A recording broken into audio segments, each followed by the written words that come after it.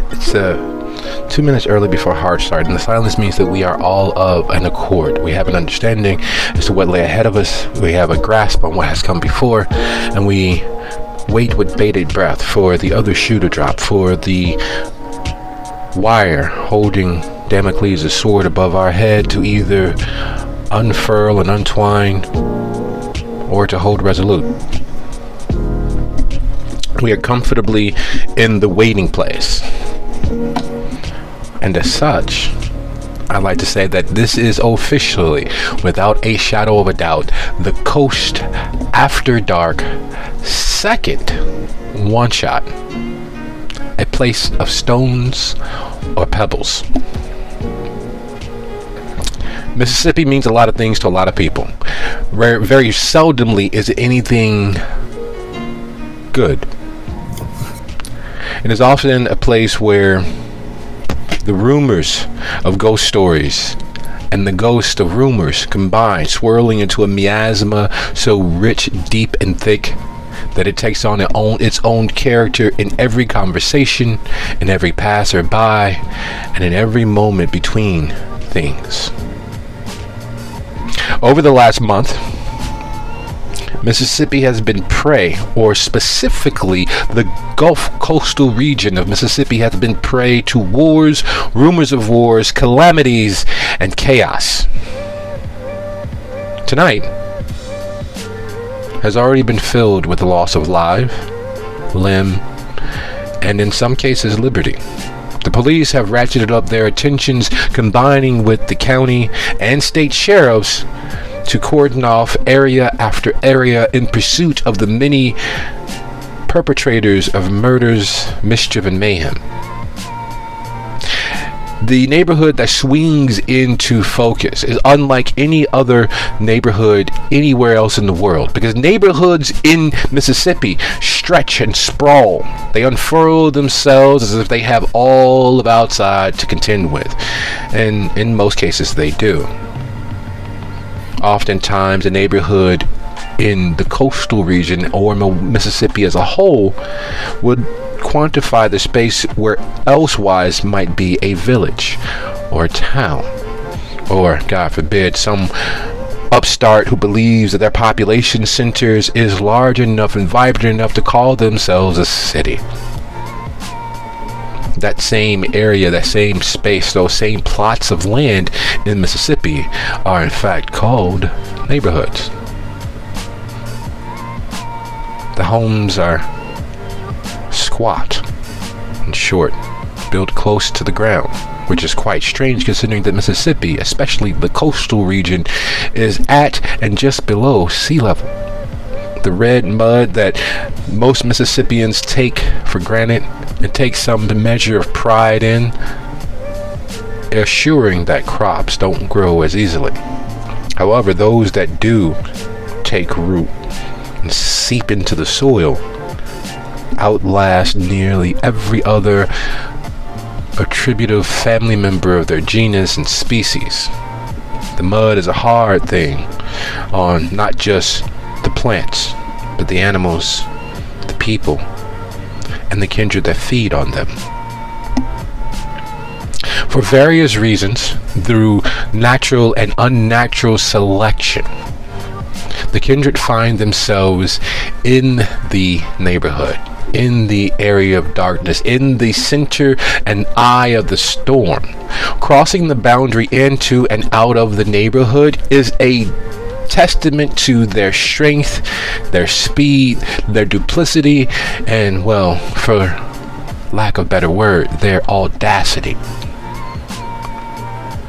While the area isn't exactly cordoned off, while there aren't armed guards and towers, it is in fact very close. With the lights off as they are and the stars twinkling above, most of the lights seen in the distance are from police cars, from ambulances, from fire trucks, and various other state, city, and county officials who are attempting to stave off, well,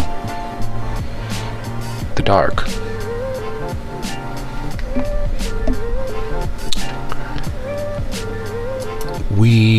turn the stage over to the players, starting alphabetically. How did you make it across the cordon and get to the ground where we will pick up at a snail's pace strapped to a rocket? And that would be Haas, Jimmy, Kannitha, Oliver, and Vanessa.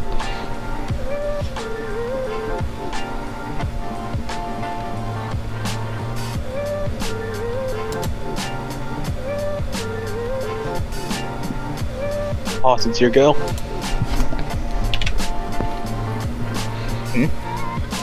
How did you get here? I followed you. Alright, that makes sense, okay. Just to wrap up his side of it then, bypassing the cordon, we would have... What's the good way for almost Oliver to do this? Let's see what we've got here. Alright, cool. So, finding one of the... This is a police cordon, correct? Yes. Okay. Police emergency vehicles of all shape and size. Okay,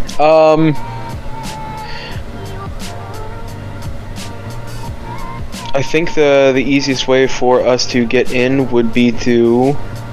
Haas, how far can you jump?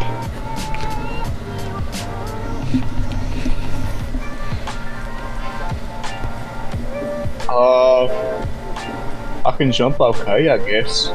Alright, yeah. That ain't gonna help us then. Yeah, unfortunately, I don't necessarily have a way to... Yeah, I can just talk my way through here. Finding one of the sections of the code in which it got a little bit less attention than it should be. Haas and Oliver will convince through one means or another that they got business in there that need to be done. And once that police, if we do manage to convince them to follow along with us, so they can make sure we don't do anything stupid. Once they're far enough out, we'll just put them to sleep, let them take a little nap.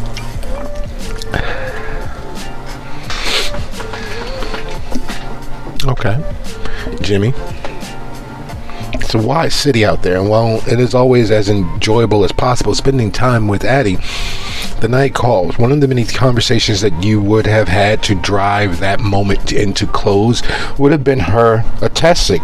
You have to find something that's yours.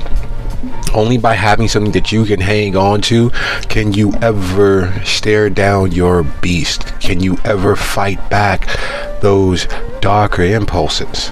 Only by having something that you can hold above your head as the waters rise that you want to keep from being drowned out will you ever be able to, in fact, drown out the beast long enough to not succumb.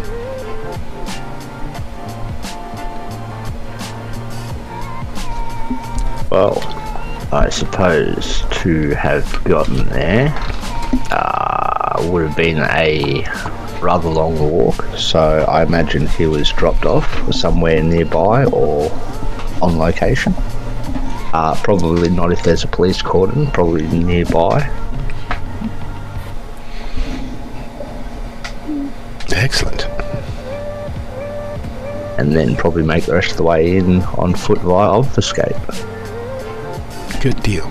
So you wouldn't be noticed by most under the best of circumstances. It's even less likely to be noticed in the wall of darkness that has overcome the bulk of the neighborhood.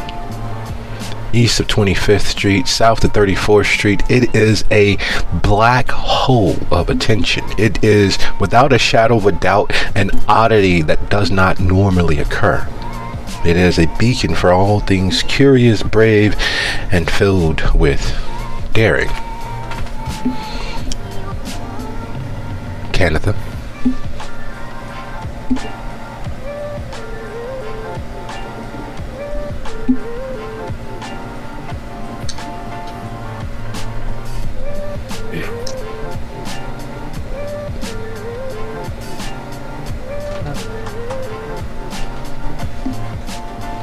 I guess Vanessa and I think we're already in the area.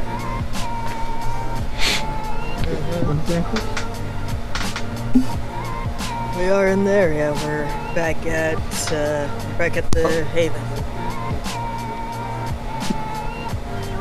That is a nice idea. The idea of a haven. It speaks to something that has not passed away, something that has not eked from your grip, something that has not flitted from your mind. Haven is synonymous with home. It is far more than that, and usually with the dead, something far less than that. It is a place of security. It is in fact a vault where you are safe from the press and throng of humanity, where you might remain resolutely safe and secure from the dangerous rays of the sun. So for most kindred, it is a stronghold, it is a castle, it is a thing beset on all sides by enemies, and yet a place where they find safety. Being so close to humanity, it is very much intertwined and conflated with the idea of home. And while every aphorism and every poet will tell you cannot return there once more, it's a hard idea to shake. Oliver? You've already explained how you and Haas made it past the cordon, and how you all find yourselves at the ground. Finding Vanessa and Kannitha there after speaking with Max, there is no power. The backup generators died somewhere in the early hours of about 3 a.m. the previous night when things went down. They haven't been on all day, and there's no extra juice. So all of the refrigeration, all of the ice makers, all of the necessary distractions from mortality and the eking of the human lives that the hotel depends on are gone. Max is absolutely back beyond incensed, because she has been there fielding all of the concerned, all of the curious, all of the many demands for refunds, gas, how directions to a place that might actually serve them, how can they get on the internet. I was charging my phone, I was completely dead, my iPad is ruined, there was a surge when the power went off, and she wears her frustration like, well, a cloak, a weighted blanket, keeping her from experiencing any semblance of peace even in this dark. The candles, both actual full-fledged flame and the electric ones powered by watch batteries, adorn the windows of the hotel office. The ground is, much like everything else, a pit of blackness, a pit of darkness.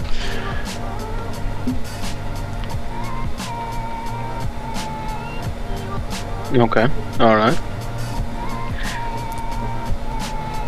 Just, as I suppose she's relaying these frustrations to me, we're going down into the ground, where Vanessa and Kannitha are, correct? Yes. I'll just... Hey, I get it. It sucks, and I hate it too, but it ain't happening just to us, and we didn't do anything about this. Just offer those particularly annoying ones 10% off of their stay. We'll refund that much. That should mull them over. Hey, We can afford the lot. What? Those two. We locked the door when they left. Actually, yeah. Did we? No, I'm actually locked my things up. Oh, right. We locked the door. What the hell are you two doing here? Just break in. This ain't your place. No. I think they broke in. Hang on. Yeah, this is who I was talking about. Walter. This is the new one. This is Kannitha.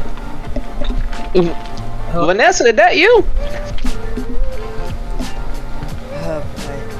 Good thing you started talking. About to take your head off. I know, right? That was real close. He puts the knife back. Haas kind of lowers his arms.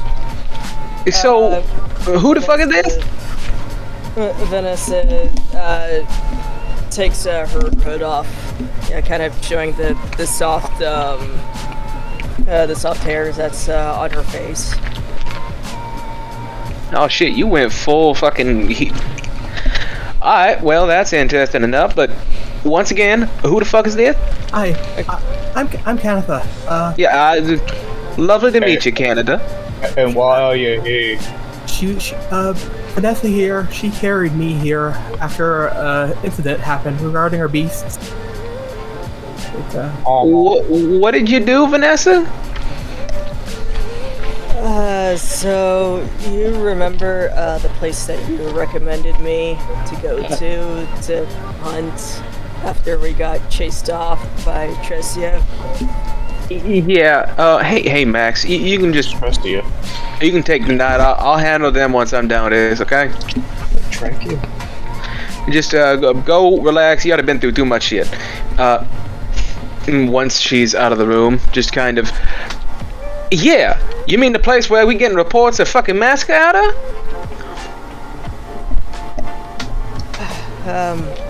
So. I repeat, what the fuck did you do? The lights were on and everything, and we wanted to sneak in, so we wanted to turn the lights off. So we found. Oh, there's a light switch for that. Yeah, like it's right there on the wall. We got one. You want to see it? No, It don't work right now, though. I don't think. No, I'm guessing I will know why though. It was the fuse room. We were trying to turn off the lights, we wanted to turn off the power in the building, but we'll say we didn't expect the area. Alright. I get what you're saying. It wasn't on purpose. A big accident, right? Our beasts. Yes. Alright, yeah, no, I get it. Beasts come into play here and there. It is what it is. I'd like to say that your beast taking over and doing whatever it wants is something that you'll be free of consequences for, but this ain't something that I'm really gonna be able to explain away. It's just a happy little accident. Well, that's a good thing, I think, says Landry as she enters in far more quietly than you would have expected. Landry, in and of herself, is a relatively large personality in the Anarch movement. She's the right hand to the Baroness. There are rumors about this and that in regards to who and what she actually is. Most often people have her and the Baroness flip-flopped in regards to where their blood comes from. More often than not, even though she wears it on her sleeves and has no problem screaming from the mountaintop that she carries within her the blood of kings and philosophers. For some strange reason, people tend to get that wrong every once in a while. The aspect about the kings often making people believe, or she's not any sort of ventrue that I've ever heard of. Yeah, no, she's not very patrician-like, is she? She's a little bit brash. But as she enters... Hey, Landry. Oh, sorry, continue. As she enters, Oliver, Hoss. Who else do I have the honor of greeting tonight? Well, this is apparently Canada, and this is Vanessa. You know her, the ward. Yeah.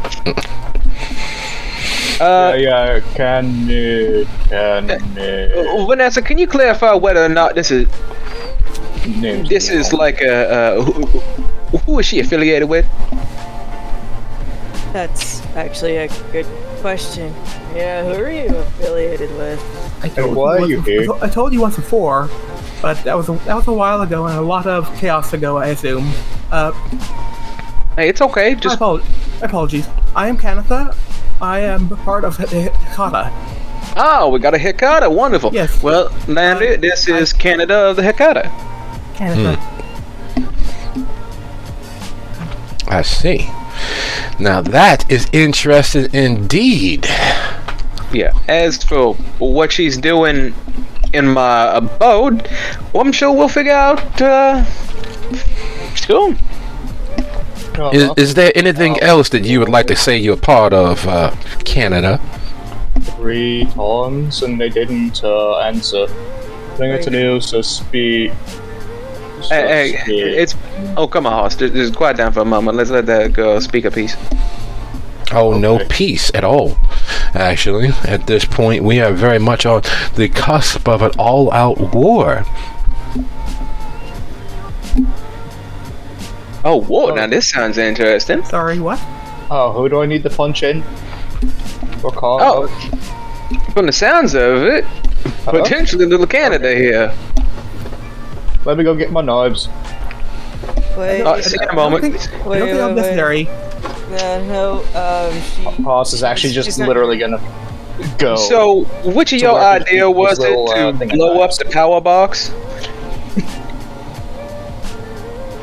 Which of you?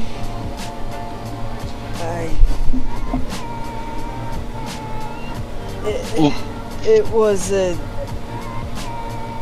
team up. Team effort? Yes, both of us had that idea. You both had the idea.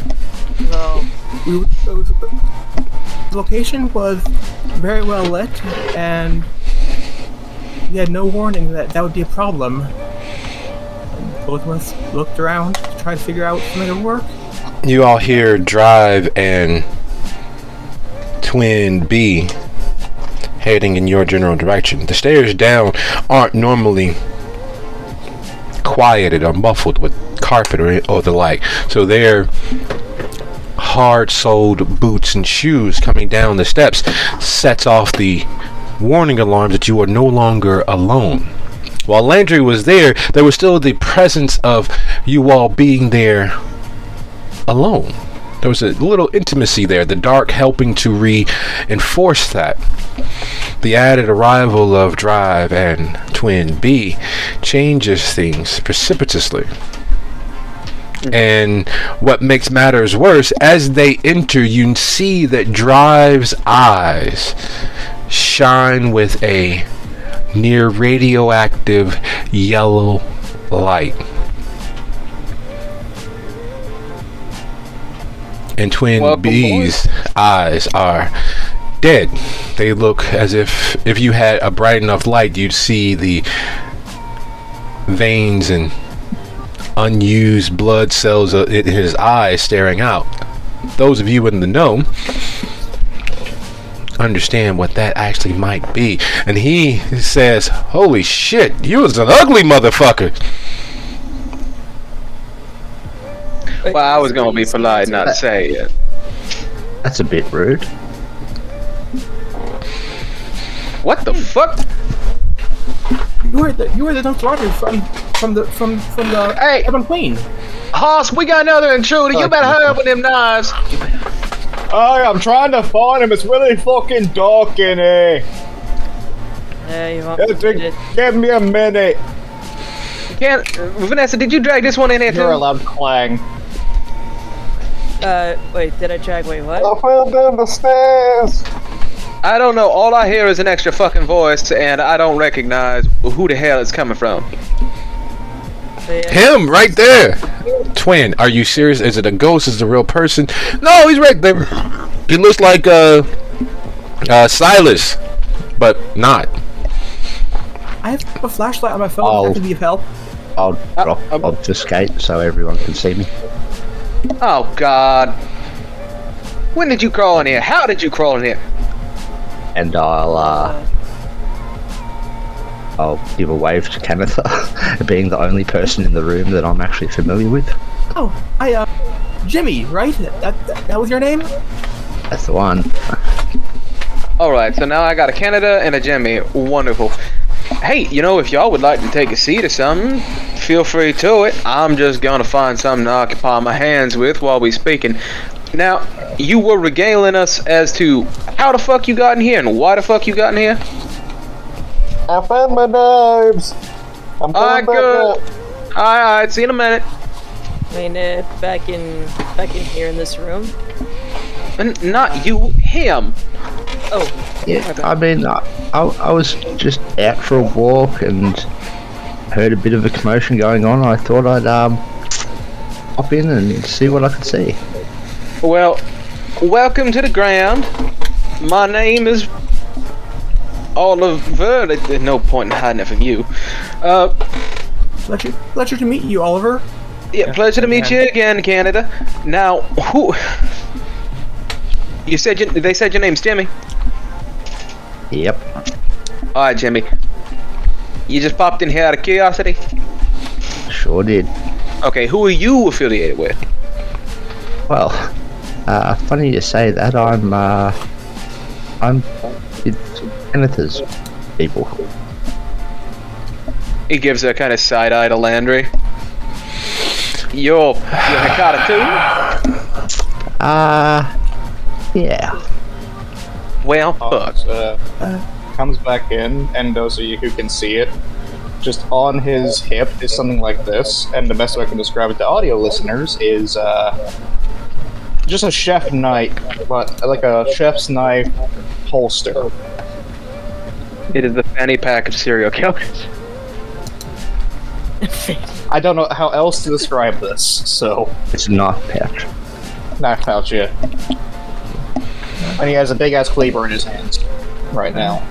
Alright, yeah, now I am gonna have to politely insist that you all find one of these tables here. He just gestures to a table, and take a seat while you regale us with your little story, Vanessa. And Jimmy, I'm just gonna leave you be for now. Hold still while I work this out. Appreciate that. Hey, balls. Yeah.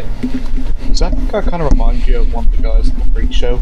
Well, No. I thought Derek had screwed the pooch with in regards to operational security, but it looks like our Molotov and our thin blood general have a similar idea as to what's secure. Ain't that funny? You try securing against the damn whatever the hell he is. Funny you should mention that. That's exactly what this portion of our meeting is going to be about. The Baroness will not be here. There are other things that she needs to tend to. Namely, the innumerable amount of resources spent covering up the massacre of all of those older folks and their families at the retirement home. You know how much it takes to buy off several counties of examiners and keep them from discovering that, well, that little bite wasn't a love hickey from one of the other residents. No one affixed their dentures and sunk teeth. Or how much it costs to make a person completely disappear because they're missing portions of their clavicle or their arms, and she looks between Kannitha and Vanessa, their entrails. Wow. Oh, and I... Yes. So, lots of favors, lots of boons, lots of effort to keep us safe, to keep us this side of dead completely and totally for the second time. While the first time didn't work, I assure you all that the second will. How many of you here are familiar with the bullfrog?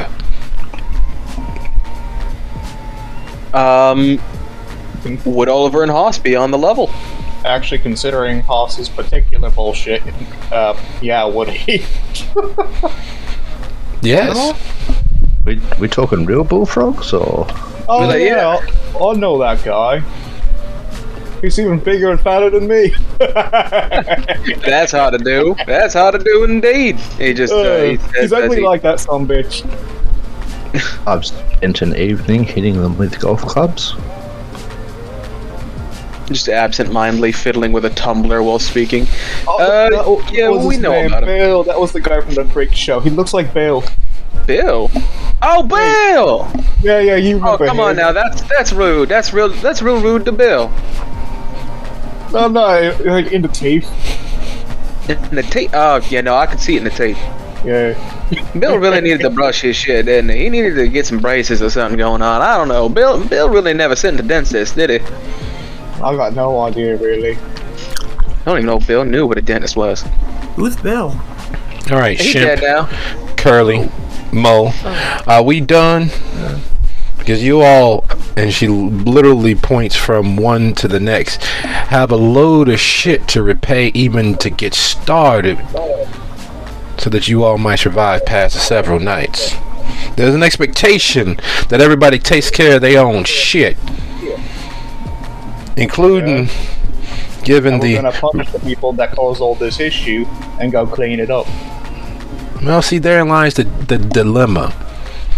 Part of your responsibilities as Molotovs and being granted the, well, opportunity to take over this lovely domain, this cesspool, which is rife with a stocked larder of humans that can go missing in small doses, is that you all are accountable for what happens within it. Oh, fuck. I was worried about this. Alright. Let's hear the shoe drop. Well, that's the funny thing is, part of the many favors being doled out and being called due pertain to the famine of the coast as well. So those of you who are claiming Hakata, you got two options. We can either kill you now, which is actually probably the best, or you can throw your lot in with these folks and try to earn your way up out of hell. Kind of, as she says, we can kill you now, Oliver just, like, puts his hand on Haas. No, that she didn't say right now. He's just kind of very slowly thumping the cleaver into his four-fingered hand. Looking towards Kannitha, Jimmy will ask, what exactly did we do here?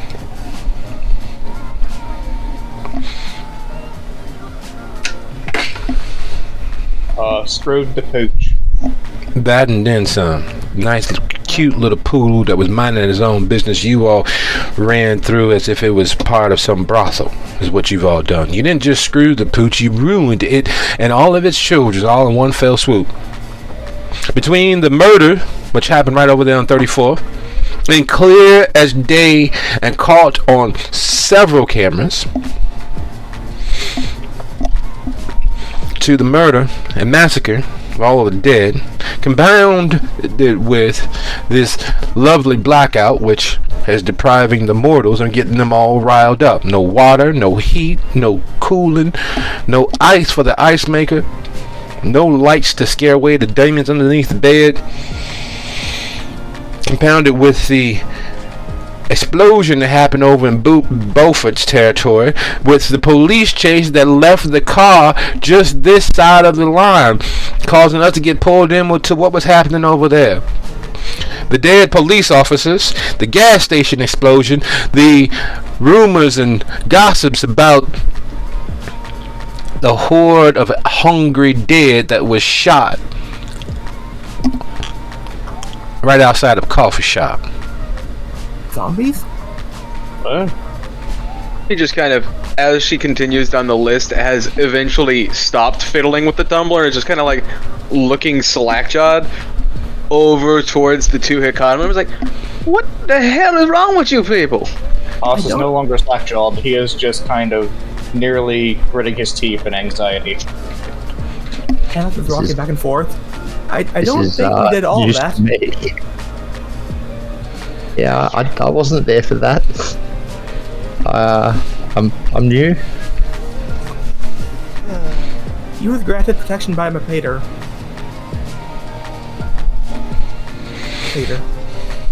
I see.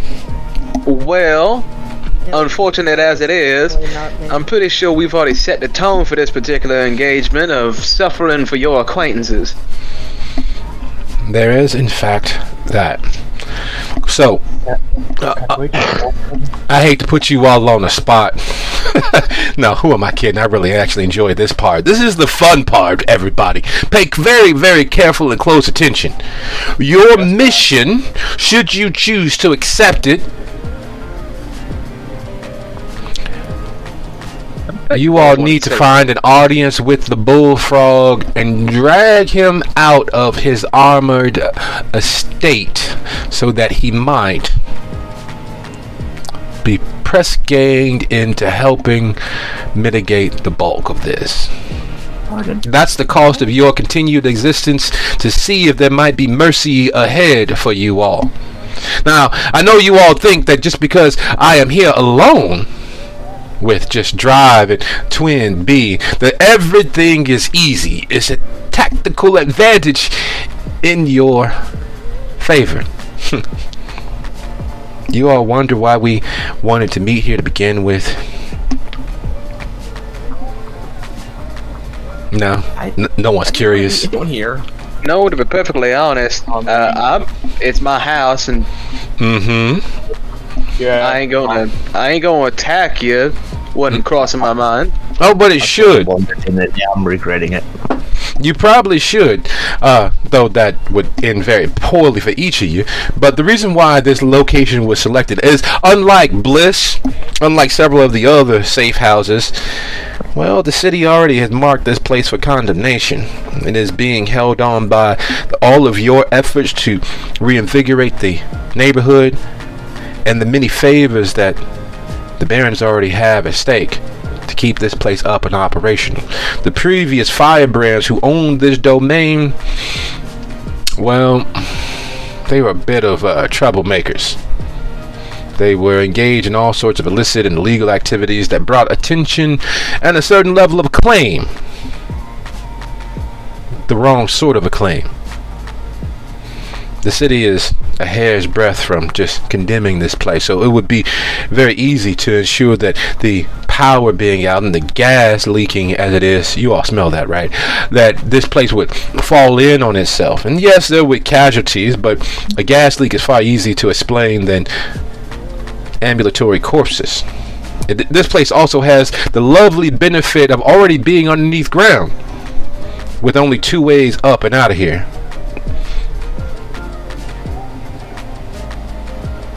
Question. Several questions, actually. If I may. Sure. Nothing like taking your life on your tongue. Go on. Who or what is this bullfrog you want us to drag out? Well, first and foremost, yay or nay, are you in or you out? Oh, I'm in, and to be perfectly honest, he says with a very visible twitch of irritation in his eye, I don't like the insinuation that you went ahead and rigged my home to explode. Oh, don't worry, Jerry's not a bad guy. Thank you, Haas. Thank you for the elaboration. Yeah. You remember Jerry? We had him for he had us for lunch one day. Oh, he did he? Then you managed to walk away with all of your pods. You are quite lucky. Hopefully this holds true going forward. I don't think I have much of a choice in this. Of course, there's always a choice. There's always you better say yes, though. My place gets blown up, I swear to God, I'm haunting you. I believe that. I believe that. But yeah, I'm definitely gonna hop on the train of getting this bullfrog. Yeah, I would say actually of all of us in here, you're the only one without a choice. You were saying yes whether or not you want to. Yeah, you're right. Kind of looks to Jimmy. I guess I guess we are. Yep. There we go, all aboard. Now can you, one of you two, he points to Twin B and Drive, can one of you two go stifle that leak, please? That's not funny in here. See, this is why I need to use my nose more. This is what happens to the whole only breathing through your mouth thing. Well, the good thing is, without any action, it will dissipate. That little lovely mercaptan, the perfume they put in the gas lines, it ain't fatal to us, at least. And with that, she hands you a small vial. It looks like a sample perfume vial that you've seen at various counters and at various stores. It's the little things that they, hand out to get you interested in a scent. Sometimes they charge for it. Other times it's handed out in little gift bags. It's only about an inch in height and about as round as a pin in total circumference. Is this where the source of the smell is coming from? It is. He just kind of, oh, you sly bastards! I swear, I'm gonna get you back for this.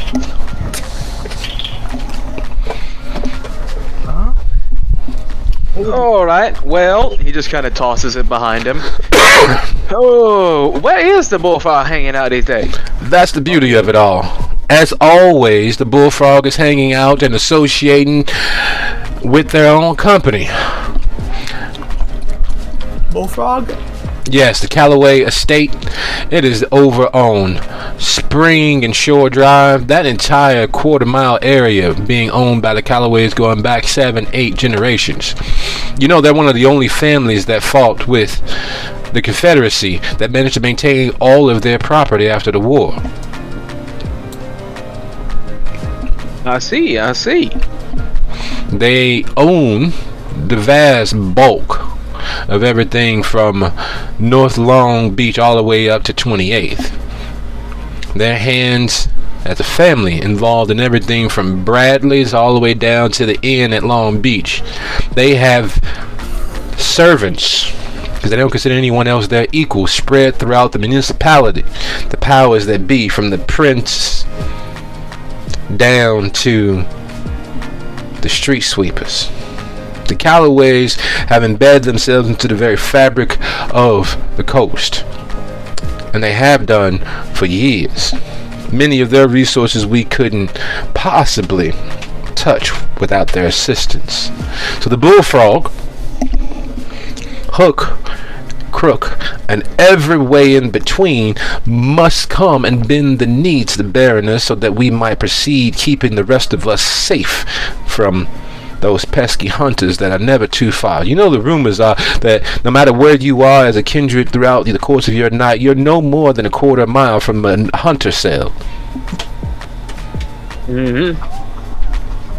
That's the unfortunate truth.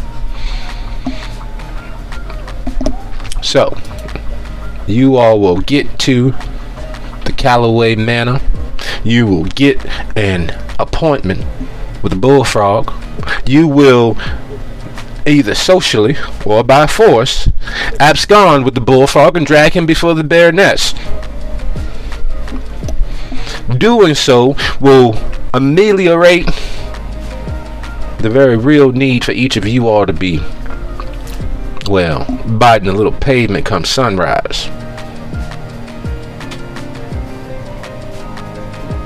We clear? We good? We understand each other? Yeah, that sounds fine to me. Ain't too bad. I'm used to this fetch and retrieve type shit anyways. He looks over to see what Vanessa and Kannitha are doing. Just, hey, cut that shit out before I throw this at you. Sorry. Well, you know what? They might actually fetch and retrieve it. I mean, yeah, that is actually pretty fucking funny, Haas. I'm not gonna lie, that was one of your momentary sparks of genius there. I'm not. Oh, thank you, balls. But never mind. I'm not a retriever breed. Look, if you're gonna act like a dog, you're gonna get treated like a dog, and dogs don't talk. So hold up for a moment while we talk this out as people. Now then, I'm fine with this. I ain't got no issue with it. Honestly, if y'all had come to me without the whole I'm gonna put a gun up your ass thing, I would have done it anyways. But could you do something for me while we's out? I was meaning to ask the Baroness about it when we met her here tonight, but plans being plans. Sometimes a show of force is necessary to get the right tenor to the conversation. Now, what is it you might think you should deserve in regards to a favor? No, ain't nothing I deserve. It's ask. Somebody been fucking around on my property, and I'm wondering if you guys have heard anything about it, or if you could ask around while we's out and let me know when we get back. And if we find this person or persons,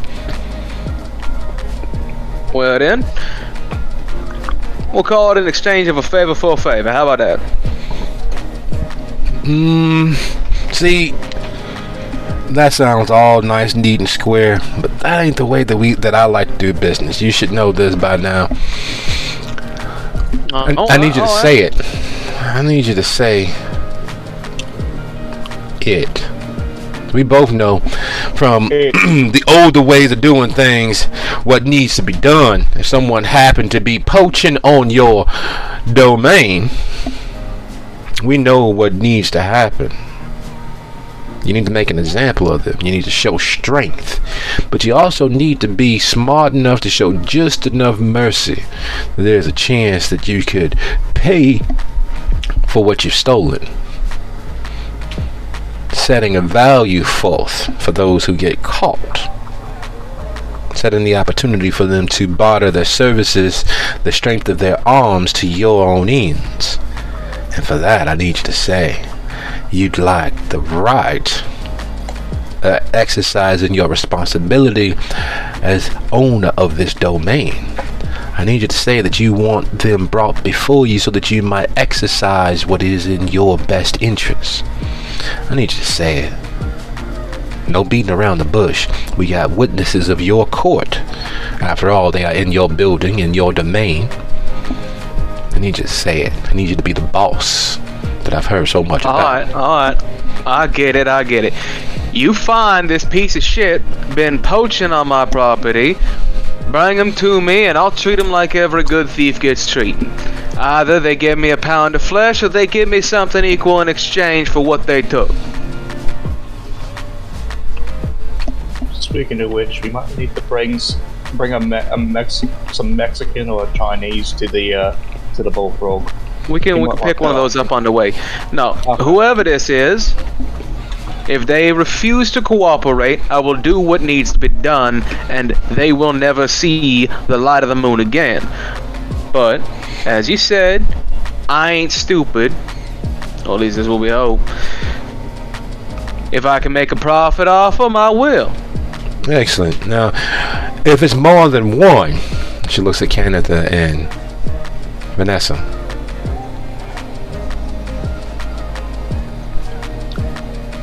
If it's more than one, then he looks over to them, following our gaze. Suppose I'd have to extend the same deal to him. Then you have a deal. And as a show of our appreciation of your intentions, and we hope your successes in bringing the bullfrog before the Baroness, she spits into the palm of her right hand and extends it towards you. Spit and shake, baby. Excellent. And as a show of what we mean, a sample, if you will, the first one's free, she points to Kannitha. That person, that member of the famine, was believed to have been caught hunting. We have a witness stating that they were hunting and led wild and bestial-like into your domain. Tricia, she's lying. That is a flat-out lie. She wasn't hunting. She wasn't wild and bestial led into the domain. Are you challenging the veracity of a trusted witness who's put their bodies on the line just this very night after this blackout seized us by the short and curlies? Honestly, Vanessa, you ain't necessarily got too much to stand on here. He kind of gestures to her fuzzy nature. It's pretty obvious that at least one of you went full base tonight. Wouldn't be unbelievable to think the other one did. Their word against yours. You fucked up. They didn't. I was walking. A beast acted up while I was trying to feed. Are you saying that you didn't hunt in this area without the permission of the domain holder? I honestly have no idea. I wasn't hunting when I saw her. Oh, so you admit that you were seen by a person, a being. Now the question still stands. She took us away from the police. She led us away. Wait, so someone rescued you from the police? Why would they rescue you from the police? What would you do to get their attention? We didn't do anything to get their attention. Did you do anything to not get their attention? As far as I know, we didn't do anything to get their attention. They just drove up there. I don't know. I don't know why the cops are there. They just showed up. Okay. And someone pulled you out of a situation where you had to come to the attention of the police? You're not sure what you were doing or what brought the attention to you. That sounds like someone in control, doesn't it? He'll just kind of round the bar and close on Kannitha in a very slow, languid pace. Hey, look. Oh. Haas will be moving parallel. Now, before we get hasty, there's a I matter. ain't gonna do nothing bad. There's a matter you all need to settle before all of that is in fact settled. But as a testament to our word, we will gladly offer you the other 2 individuals who are known to have been hunting in your territory without your express permission. And while you all work at that out on the way to get the bullfrog, I bid you all a good night. Good night. Y'all enjoy yourself now. Always lovely meeting you. Pleasure to meet you. As they just kind of exit, he'll continue his languid pace towards Vanessa and Kannitha. Alright, now, let's see. What are you good at, Kannitha? What can we rely on you for?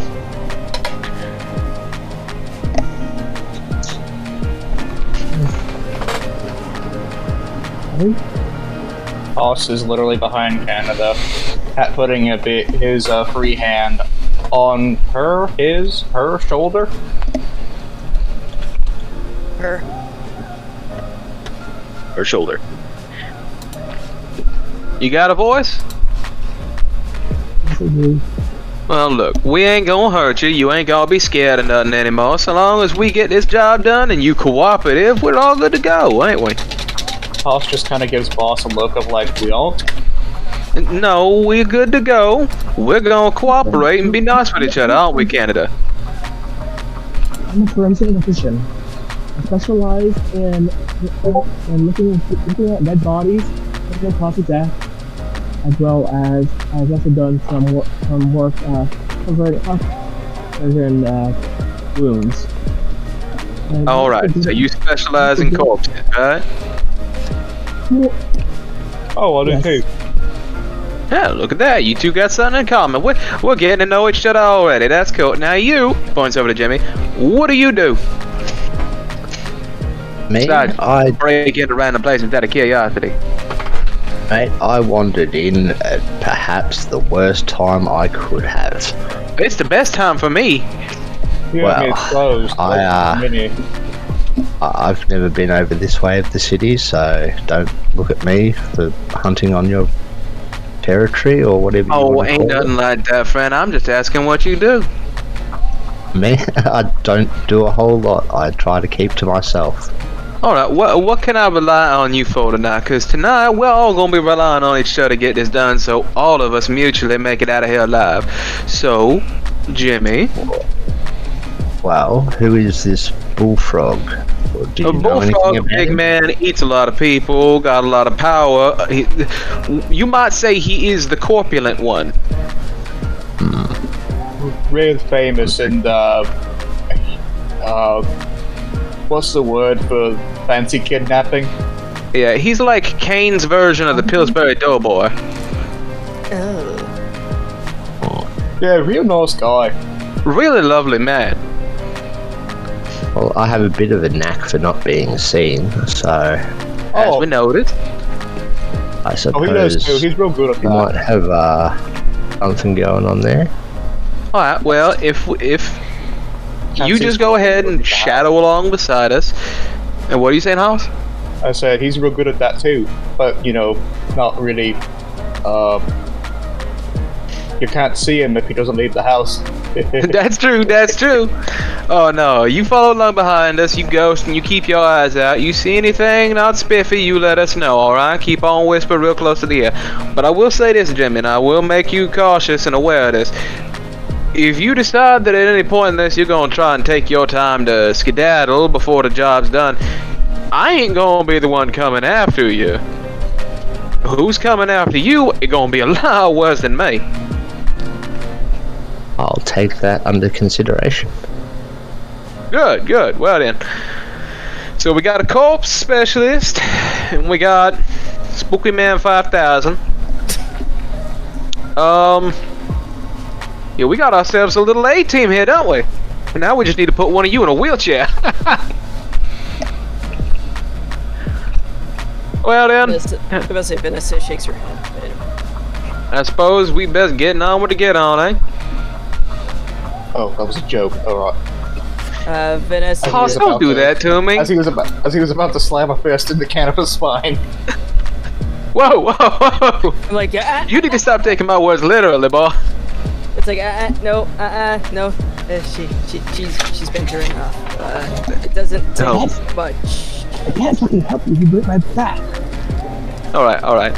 So, it doesn't take much to. No offense, Kannitha.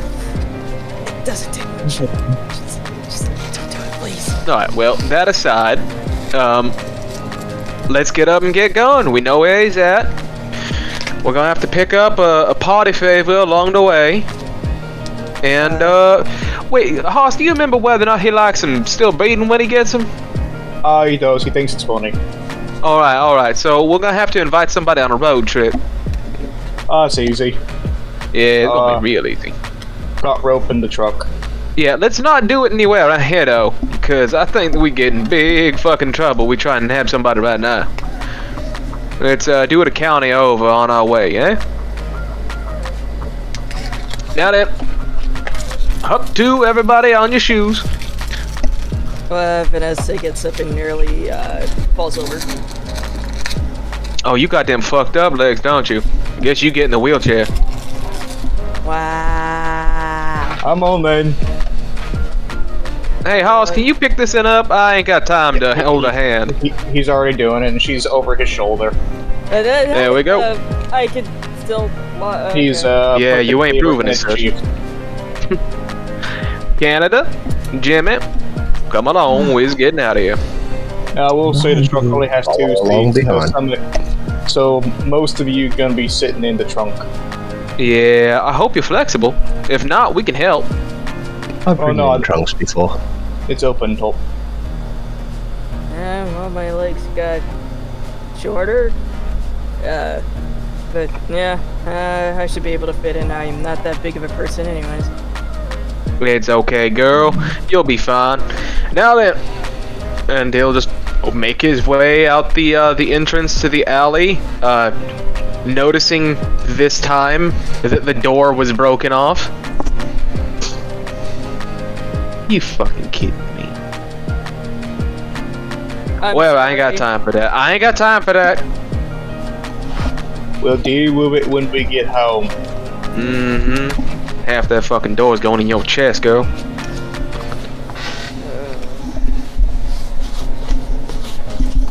And with that, I suppose the party heads off. It's like, I'm sorry, the door was locked, and I didn't want people to see me. That usually means don't come in. It was either that or probably get burned in the sun along the way to go home. Girl, how did you survive until now? You ain't able to find yourself somewhere to be in a lot of people. She was taking care of me as well. There's a nice swamp. Yeah, and that sounds like your fuck up there. Somebody else got to drag you along like you's a lump. Oh, there's literally a swamp right over there. I mean, yeah, you guys could have just slept at the bottom of the river. It ain't that bad, to be honest. We're relaxing. Although, wait a second, Hoss. We did hear them talk about some shit earlier. What? I wouldn't suggest going in the river. Oh, you talking about them weird ass kid things? I heard the boys talking about that before we headed out. I ain't seen him yet, but you know what they say, seeing is believing. I wouldn't go for a swim if you could avoid it. Okay. Burying yourself is always an option, he says, nearing the vehicle. Vanessa Y'all know is how to tossed dig. into the trunk of I guess the bed, not trunk. Yeah, fair enough. Alright, well, Vanessa puts buckle her up hood those back of you that are getting buckles. Yeah, Vanessa puts her hood back up. You fall out, you better run fast. He'll pop into the passenger seat.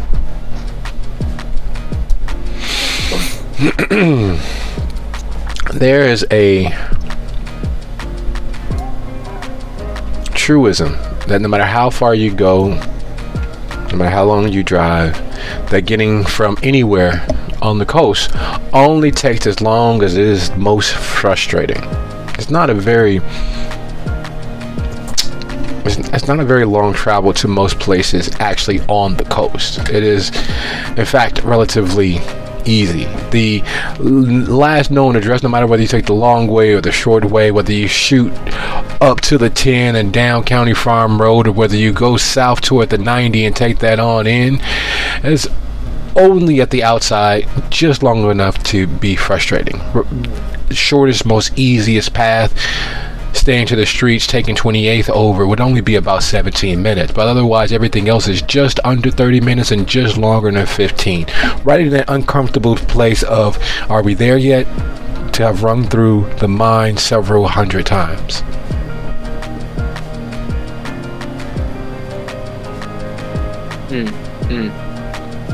You there yet? Jimmy, you say that again, we will purposefully hit a pothole just for you. Those of you who've had the benefit of being jumped in, those of you who've had the opportunity of actually paying your dues for the initiation phase of being part of the movement, know that as you all are passing not far past Pineville and Hickory, that the the Tanks UFC gym, the proving ground for most, is just there on your right.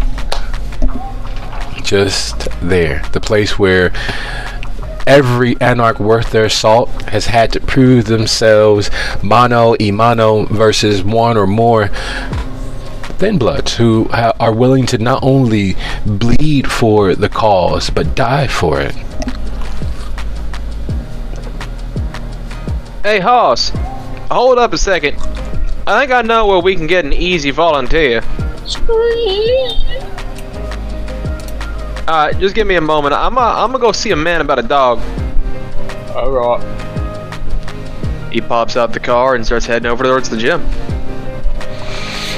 As always, the place smells like sweat, frustration, and an over excess of testosterone. The fact that most of the patrons are equally spread across the full spectrum of genders from male to female and back does not dissipate the sheer volume of implied aggression.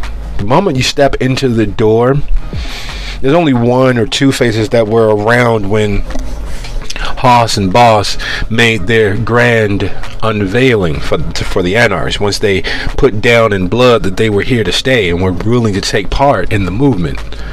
The others see Oliver as the pretty boy that he is, his blonde, well-coiffed hair, a sign that he's all show and no go. Hey man, the WWE training camp is on the other side of town. I don't know who sent you over here, but you clearly don't belong here in the gym with the real fighters. It kind of gives him a warm, kind of very bright smile. You know, actually, that's funny. I heard that way too many times back in the... And I'll just punch him in the gut. Excellent. Go ahead, roll your strength and brawl. +1. Wonderful. Really? I'm gonna need that. Alright, where are we at? Live play dice.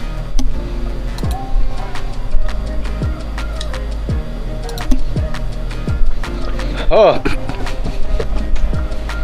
Well, this could go terribly, boys. This could go very, very terribly. Can we see this from the thing? Well, the parking lot is out front. There's not any windows on that side, but you've been with and around Oliver enough. You know what may actually be in the offing. Oh my fucking god. Let me just very quickly check the dice channel.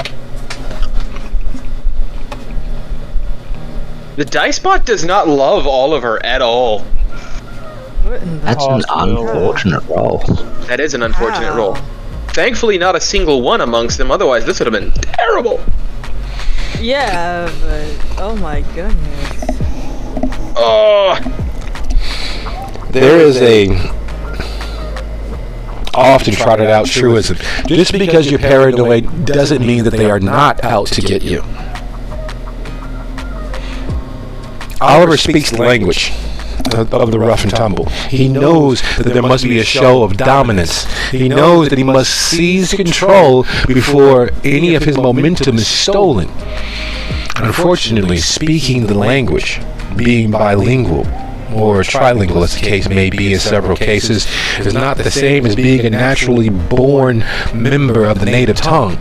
And as Oliver fires off a punch that's designed to leave her on her knees, emptying her stomach contents over his shoes and over her legs, she bats his hand aside and steps forward, driving her elbow directly into his solar plexus. trying to keep up the cover of being alive. He'll go.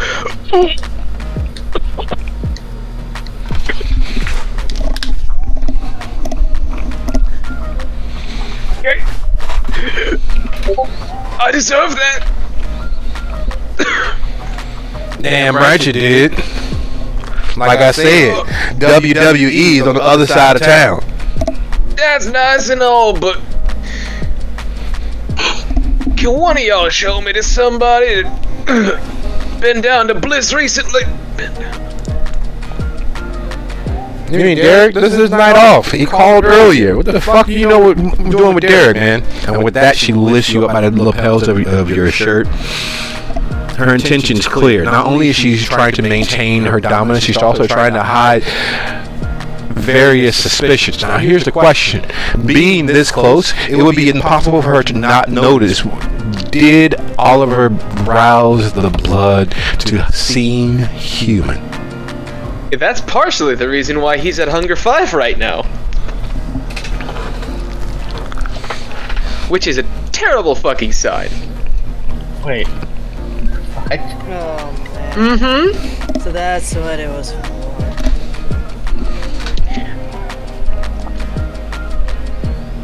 And she stares at his face, trying to gauge.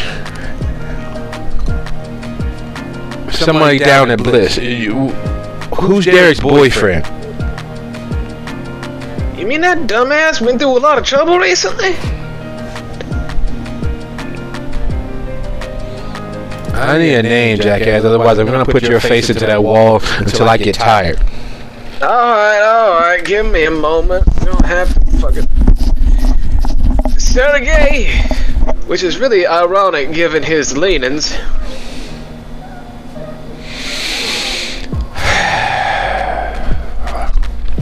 Alright, fine. You know Derek. What you want? Who wants to take a ride tonight and get something done? What? You're here to recruit? Come on, man. You know we don't work for each other. We only work for the full deads. Alright, yeah, no, okay, well then. If we're speaking fully down on the lingo, he'll just flick the fangs. Oh shit, man! I'm sorry. Hey, man, look, I'm truly sorry. I didn't. No, ain't no problem at all. Shit, you proved you was worthwhile at the very least. I didn't know you were fully down, man. Why didn't you just say that? Like, this is a safe space. Yeah, it's a safe space, but it's a safe space during a time when safe spaces are becoming pretty fucking rare. Yeah. We heard about what happened down at Ivy's. That ain't cool, man. Like, how did anybody find out about her? Like I that. ain't sure. What happened at Ivy's particularly? Can you fill me in on that? I've been hanging out with the Baroness all night, and I ain't heard nothing about it. She got a call recently. Was that what that about? Probably. Saber literally got the okay to take over the juice shop. And his first act was to burn the place down. So a lot of us, we gotta, part-time work. We can't donate no more. Because I don't know about you, but I don't want to go all the way over to Gautier. They got some ghetto-ass juice shops over there. And then the tattoo parlor, the queens, the triplets, man, they only twins now. Somebody tore a whole new hole in every part of them. Damn, people dropping like flies tonight. No, it wasn't tonight. This was 2 nights ago. Fuck, I've been living under a rock. I mean, my club's literally called the ground. What am I talking about? I'm making a pun setup. No, I ain't heard nothing about that. But it's good to hear now, and thank you for letting me know. But hey, you're full. You got any room on your roster? We got a few that. Oh yeah, like I said, I was just looking for somebody to come along for a ride. We got some business tonight, straight from Landry. Straight from the boss lady? Oh shit! Hell yeah! You know what? I'll go with you. Hey, Tom, you go ahead and lock up. You just use the yeah. Hey, look, you got room for one more? My sister Gertrude, well, I shouldn't have, but you know how it is. Once you get a little bit of half dead, you wanna. So she kind of like, and she's new, but she's good. She's definitely good in a pinch. She just left the army. He just gives a very wide, very, very warm smile. Oh yeah, more than happy to bring an extra along. Gertie! Hoss is a big man, and it is an impossible thing to not commend him on. He's just large. He's big, and he takes up a lot of space. He's far quieter and, well, scarier even than his size would dictate. Gertie's what that would be like if it was all muscle. She is wearing a cut down and upscaled hoodie. It is showing every last detail of her abdominals. The sleeves cut high enough that you can see the edge of her shoulder blades and see that she's not flexing, and it still looks as if she is. Her hair has been shaved into a mohawk, which has, thanks to her working out, has been slicked to her skull. And even dressed in sweats and athleisure attire, there is an inner pants holder with a pearl handle sitting on her hip. What is this? Damn, you got some Samoan in you? Well, not presently, but if you are part Samoan, I would definitely take you up on the offer. Maybe no time, but not tonight. Not tonight. No, we got something that needs some business done, and then afterwards, I suppose we're free. Oh, that is definitely good. Gertie, we might get a little. Oh, that would be great. I'm a little hurting. I'm a little hurting. I need a little. All right, sis. I told you. I got you. This is the life. We're not all the way there, but we close enough. Come on, lead. What's your name, by the way? Name's Oliver. Oliver Allen Williams. It's a pleasure. Oliver, Mr. Williams. I'm Samantha. My friends call me Sam. This is my sister Gertrude. Everybody calls her Gertie. Never Trudy. All right. Pleasure to meet you. Pleasure to meet you both. We ready to get done? Afterwards, we'll get you your fix. And if we do real well tonight, I'll put in a hand with Landry. They're always looking for new people. And you know what they say. You roll with the boss, you very quickly become management. They say that? Okay, lead the way. He just leads them off. Just getting packed. Alright, so this is Canada. This is Vanessa. She weird right now. Don't get near her. This is Haas. He's my hetero life mate. This is the crew. Is Jimmy visible right now? Yeah, Jimmy's visible. All right, and that's Jimmy. Don't talk about his face. It's fucked up, but he don't need to hear that.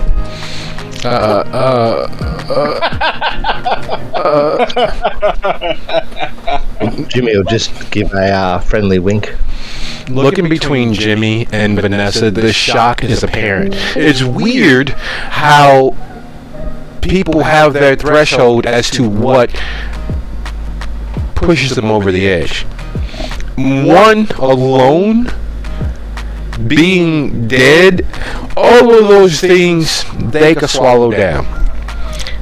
Looking between the two of them, the damaged condition of Kannitha's clothing, the size of Haas, you've clearly reached their Rubicon. You've clearly reached a point where they're not at the tipping point. They are clearly falling into the abyss of the world.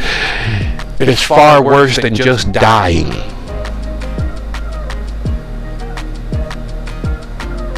You alright? You don't look it. No, we fine.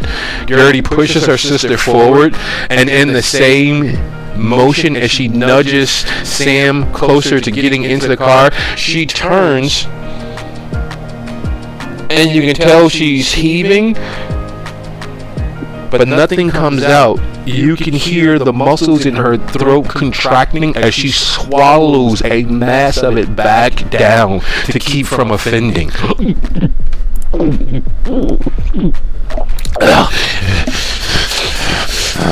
For you. We're here. We can do this. Samantha, however, is not so composed. There is a paling of her tan skin. There is a cold sweat breaking out across her brow. You know that in a few moments that bacteria-laden fear sweat will be drying against her skin.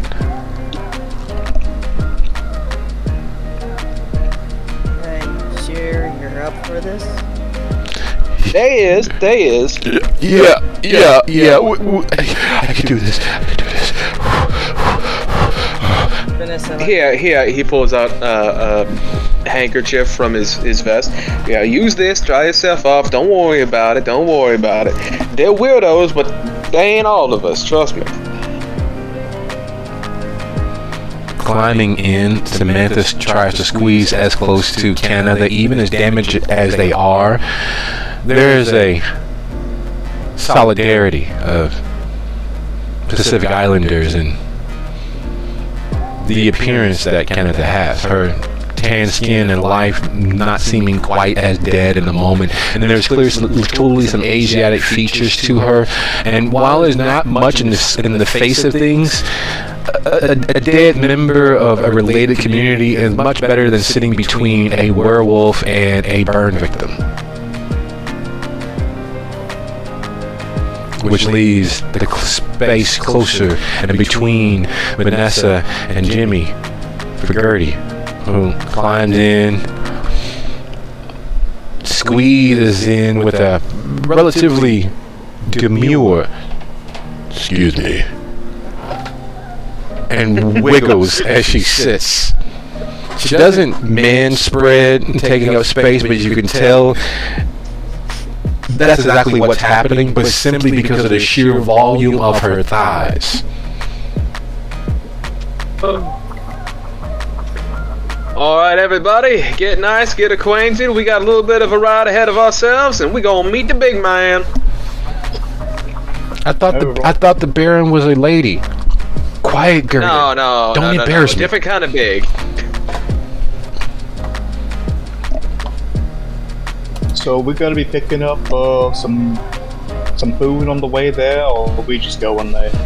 Oh, we're just going there, Haas. We don't need anything like that. No, wait, no, holy shit, no, wait. I was a total fucking liar. If we can grab something, I don't give a shit. Okay. That'd be great, yeah. He just now horrible. notices the absolute slamming of the hunger into him. Actually, Hoss, please hit the gas. Let's find someone. We'll see if we can get you some roadkill. All right. That being the case, Oliver. Now that the doors are closed and you guys are off, and this lovely stench of physically active, fresh, hot blood fills the cabin. Would you be so kind as to go ahead and roll your resolve plus composure DC 2? Hoth, I'm going to end up getting a taste of you tonight. I don't know if you're aware of this, but my resolve plus composure is not hot. Hey, it's fine. All you will need to know is that Haas has stopped playing with the radio, so it no longer sounds like a theremin. Oh, I succeeded! There's something to be said about the young, physically active that makes it seem that you have all of forever.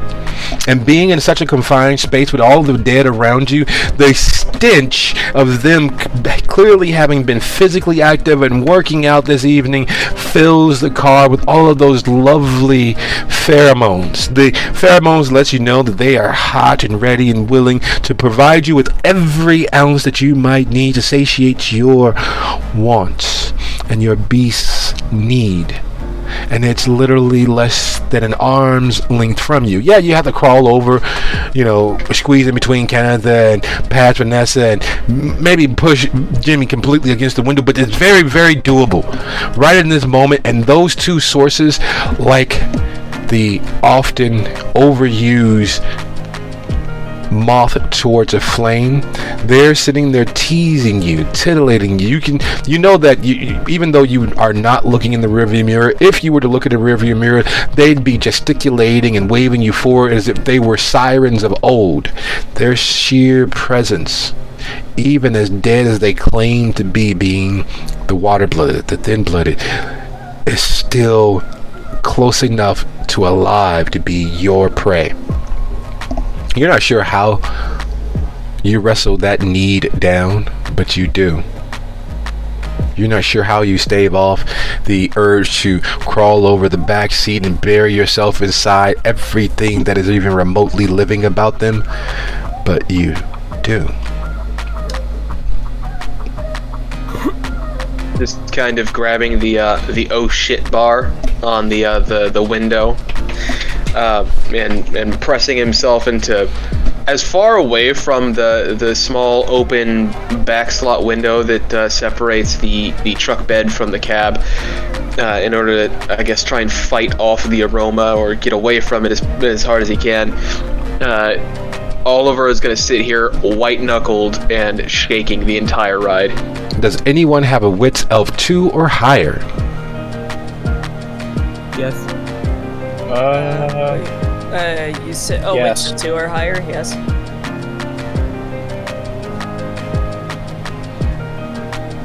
Yes. The only way you wouldn't realize or recognize the hand of the beast gently and forcefully gripping Oliver by the nape of his neck is if you purposely ignore it. The signs of an attack are everywhere on him. He is a pillar of control in this moment, but you've all been there dancing with the devil in your heart to know what that looks like. There is seconds, nanoseconds, before the beast tears free of him and has its way with, well, you hope not you.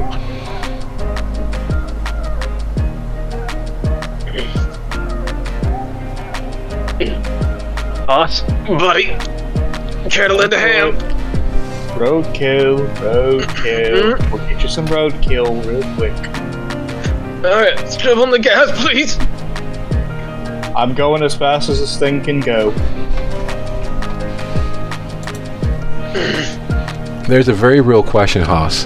The distance between tanks and the Callaway Estates is one of minutes. It's a drive of literally 3 minutes if you take the long way.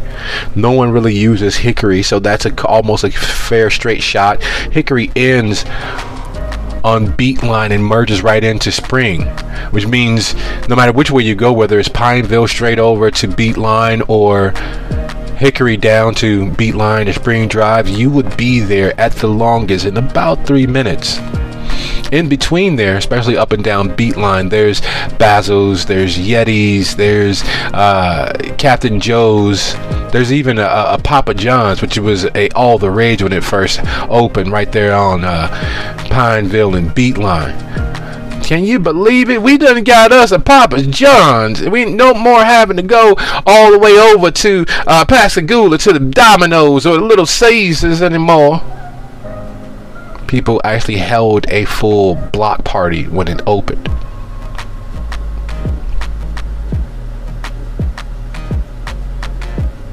I guess in the 3-minute drive, here's my main question. Do I see any jaywalkers?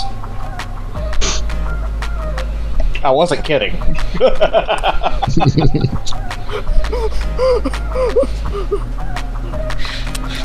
Well,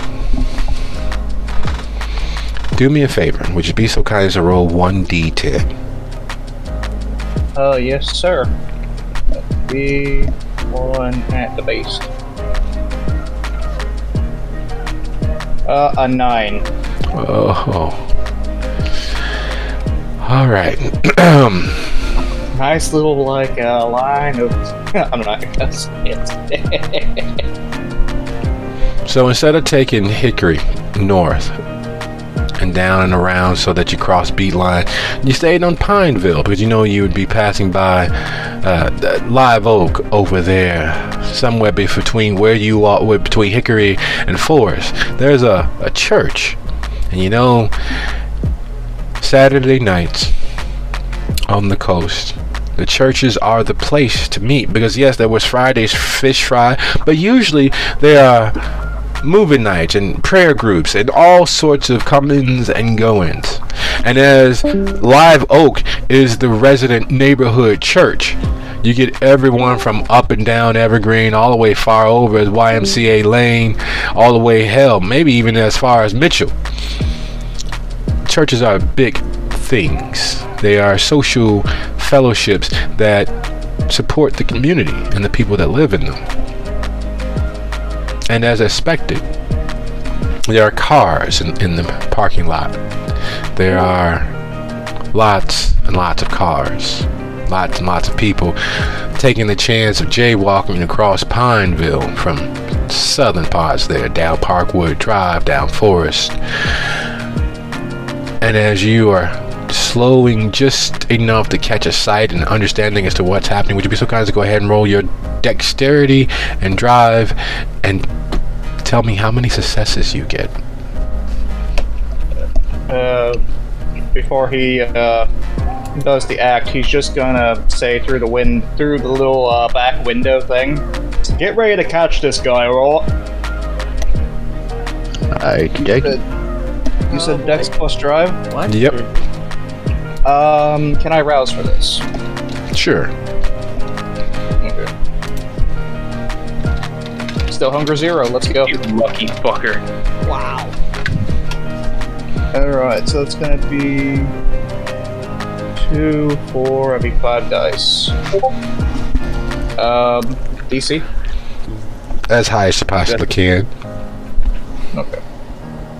Wait, that's not an @ that's a hashtag. Hashtag max. 2 successes. Is that your final roll? Are you adding any willpower, or are you taking a succeed at cost? I think I'll just add a willpower, fuck it. 3 successes. Even with reckless vehicular homicide, there is a certain limit to the incredulity of accidents happen. Graphic, tragic accidents happen. There's no way to explain what Haas decides to do. As he's crossing the church and makes a sharp U-turn, sending the truck nearly up on 2 wheels to clip the Grandma great grandma. You're not sure, but she's old enough that her hair is mostly silvered, and not the bought in a bottle silver. It is a natural outcropping of her age. And while she's clearly physically active, she's wearing some Fabletics, and she's wearing some black Nike Air Forces. The unthinkable happens. As he swings back around to clip her, she leaps back out of the way, and she should be safe. Save Haas account for her leap, lurching the wheel through her. And as you all are tossed to and fro in the bed of the truck, you hear and feel the truck roll over.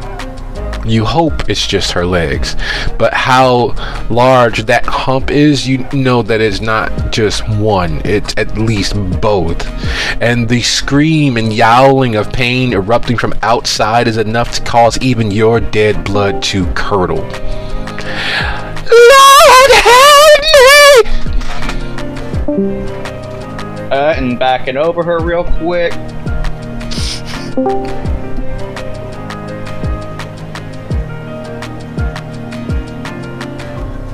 Did she stop screaming? She in fact does. The screams cut short mid-ha, leaving it an unnerving, unsettled feeling in the air. Go on now, boss. Your meal's ready. He's already out the door. Sorry I couldn't cook it for you. I know how much you like the roadkill burger. There is no semblance of speech coming through. It's very loud, just as he jumps on what I suppose remains of Grandma, who did not get run over by the reindeer, but certainly got fucking ran over. Got ran over by... Twice. Grandma got ran over by a gangrel. It wasn't me this time, man.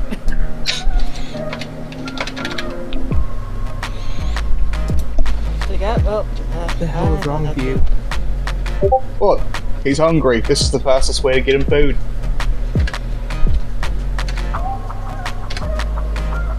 He's been hungry for like 3 nights. The look of abject horror that has been sitting on Samantha's face.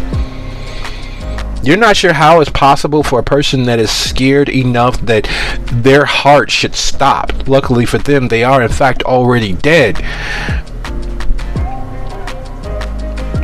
To get worse, somehow the fear sitting over her at being trapped in a close proximity with Jimmy and Vanessa jumps several hundred steps higher as she realizes what she was now party to. Gertrude grits. You can hear her teeth grinding against itself as she keeps herself from responding, reacting. A little bit longer, a little bit longer. We can do this. We can do this. Oh, come on, Sam. Stay with me, Sam. We can do this. Vanessa's just eyeing Sam. You okay? No. We're good. We're okay. We can do this. We know what it takes. We're not alive anymore. We got this. It's okay. How long have you guys been, like us? I've been dead 3 days. 3 fucking days. 3 days. And I've already been fed all. It's been great. And I need more. I'm not feeling the best. I'm not feeling my strongest. Gertrude, calm down. Gertrude, calm down. I've been dead 6 months. Oh, honey. Oh, you guys so sweet. You so nice. It'll be fine. I'm tougher than I look. Gertrude's about as tough as she looks. What are you trying to say? Gertie, I'm trying to make a joke. No, don't joke. This is how I'm holding on. We gotta take this serious. It's a matter of life, and well, we're already dead, but we gotta. Gertrude, I don't know how to tell you this, but relax. The worst hasn't happened. do you mean the worst? You know what it's like to be hungry all the time and nothing works? Yeah. Yeah. You don't get it. I spent $100 in steaks and it went down like nothing. Dude. Oh, steak. Those are good. You can eat steaks? Yeah. Damn Like, it. dude, I've been dead for like 5 years. I know how it feels. Nice and rare. The Real entire bloody. time this sitcom is happening, there is just the sound of satisfied moans, the ripping of skin, the snapping of smaller, more brittle bones, just off camera because it's underneath the truck's side right now. Again, and that almost makes me hungry actually, just hearing all that. But anyways, dude, I have had that feeling of basically feeling like a bottomless pit, no matter how much I ate. So, yeah, I know how it's like. I don't think you do. $100 in steaks. Honey, I've made Someone steaks else. that were worth $100. I didn't get like this by not doing it. I didn't get like this by not doing anything. And the gormandizing of a life. Because that's what it is. It is an extreme absorption of the last few dregs of her life. And while there was a point in time where the weight of that alone would have been crushing, the idea that another person, a living entity, in their last moments crying out in pain for help, was stripped of everything remotely human about them. Every indignity that you could suffer in dying visited upon them. There's nothing gentle nor kind. There's no closing of the eyes, nor covering of, well, the ruined flesh. No, there's a laying bare of everything that made her remotely human. She is treated much like the $100 steaks that Gertrude bemoans not getting any sustenance from. The $100 steaks that Vanessa remembers cooking and eating. She is treated exactly as that, a store-bought item, solely fit for the consumption. And there was a point, there was a time where each of the gathered would have cried out, would have attempted to lend a hand to at least make the death merciful, would have felt something for the human who no longer exists. But instead, it's only as they realize that they're distracting themselves with the idea of stakes and ignoring the plight of that soul slipping across the veil, that each realizes how far they've fallen since their very own death. The world is nothing if not ever hungry and ever avaricious, pulling each person, each being, further into the cold embrace of its darkness. And with that thought hanging over our head, it is 6 after the hour. Let's reconvene at 16 after and take a quick 10. Alright, folks, welcome back. Who's still with us? All of us. All of us. Maybe not Kannitha. Kannitha, are you here? The Kannitha is alive. Kannitha has quite literally been taken for a ride tonight that I don't think they were prepared for. Yes. Yeah, just to make sure. No, wait, that's gonna be 3 stains. Yeah. That will be quite a few stains, and we will jot those down fairly shortly. There are a few things that we need to consider in regards to Haas, namely his convictions. Yes. But while we settle back in, let's take a quick gander. Let me head on over to the database, take a quick look at Haas's sheet. Dude. I mean, I don't... Unless you can somehow consider this guarding boss. But that's a stretch. Himself and everybody? Question mark? That's a Guarding stretch. people from Yeah. boss. What's up, little midget? How you doing, cat? You happy, healthy, and you look.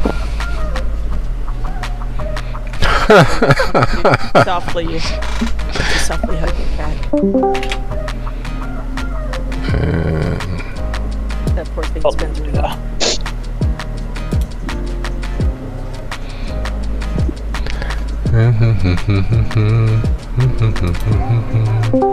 Oh, by the way, Nobu.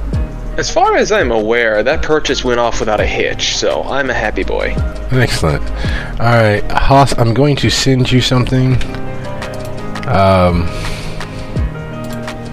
And that would mitigate.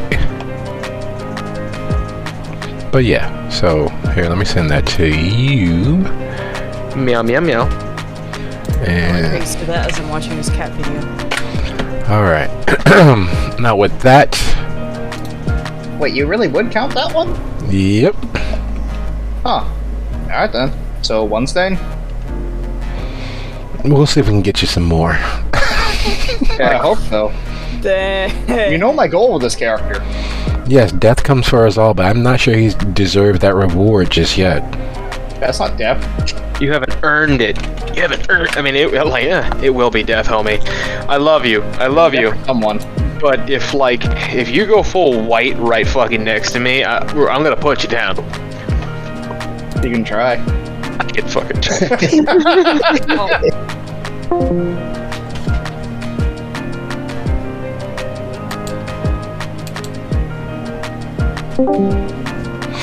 All right. Once he becomes a white, he becomes an NPC, and I'm no longer a player. And I'm an ST. Fuck you. I still technically have control of my character. I'm gonna cut you. Alright, moving back to the world at hand. All right. This lovely signal break has been brought to you by Stay Hydrated, kids. Drink water. That's what I've been doing. Give me a sec for the ASMR. Water's for nerds. Stay thirsty, gentlemen. Gatorade. I mean, I'm definitely thirsty from looking at the D&D meme subreddit this entire time. Well, that'll do it. Speaking of that'll do it. In the puddle of the remains that was, in fact, the Reverend's wife and one of the founders of this particular church, There's- It's definitely valuable. there's some truth to be had in that moment. There's several different ways of saying it. There's several different understandings of it. The loss of humanity, the loss of true connection with the living. But that wouldn't be completely true. It can best be said that everything eats. Everything consumes. And as the dark has consumed the true north of each and every last one of your moral compasses, with the body stained and broken beneath Oliver's feet as he rises, his face stained, his clothing splattered, his existence a very marked reminder as to what lays in the heart and minds of each of you. There's a often trotted out chestnut that comes to mind. Evil cannot prosper save by the silence of good men.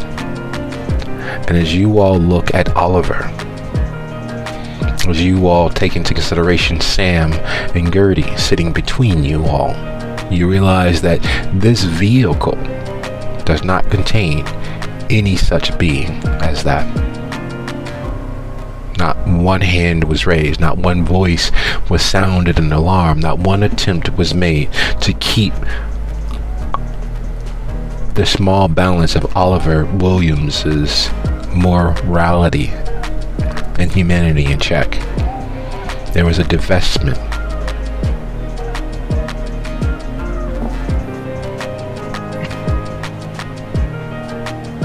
and there's an eerie silence that falls as he's no longer slaveringly emptying the husk that was a well-loved member of the community.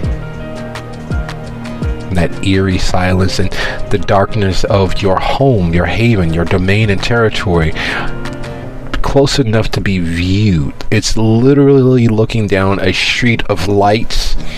Everywhere else is bright, and then there's this wall of darkness that the lights on the edge, the living on the edge of that darkness, can't seem to pierce. And looking from all of that blank emptiness there in the distance towards Oliver and back, turning that eye on yourselves, some truths are inescapable. Just like her fate.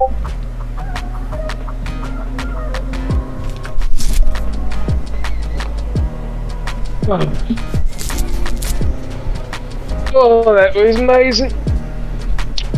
You feel better, boss? Yeah, I do. Hey, you want these pearls? Sure, they're probably valuable. We can pawn them all. I was thinking about keeping them, honestly, to remember by. I'm gonna toss them in the glove box.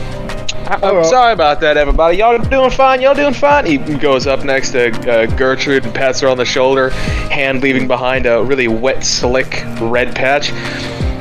Everybody cool in here? None of y'all getting hurt? I'm fine, for the most part. Yeah, it's a comfy ride back here. There's something unnerving. I'm fine. As Oliver is speaking to each of you all, you realize that Gertie's turned her face into that trail dawn residue, and her tongue is lightly licking at that. And she's doing it so slowly and quietly that it's clear that she's trying to not be noticed, that she's taking all of Oliver's sloppy seconds from her skin. Somebody's with the program. And looks over to Kannitha. Yeah, you best change your expression real quick. It's gonna get a whole lot worse for you. It's gonna get a whole lot worse, a whole lot quicker. Alright, well, I'm gonna load up and we head back on out. Room. Vanessa just... Oh, Vanessa still pats Kannitha's shoulder. Nice friends you have there. This part I didn't see. This part I was not aware. So just so just, that we're clear, What's up? Oliver takes the pearls and climbs back into the shotgun seat of the truck. Yeah. Is there anything else? Hey Haas, you think you can run her over again one time, try and cover up what I did to? Well, alright. And as I drive forward, I hit her again because I never technically, moved the truck beyond that. Right. And while I'm sitting here, I Because you're don't. kind of under the truck eating her. Yeah. Let me check what I've got here. I do have a dot in tech. Does this string of pearls have anything on it that looks like it might be like a locator? No one LoJack's jewelry. Nah, that's true. That's true.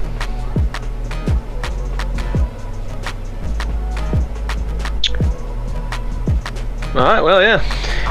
I'm just kind of tapping on the back glass. I'll wave at him and draw a little smiley face and thumbs up. Room.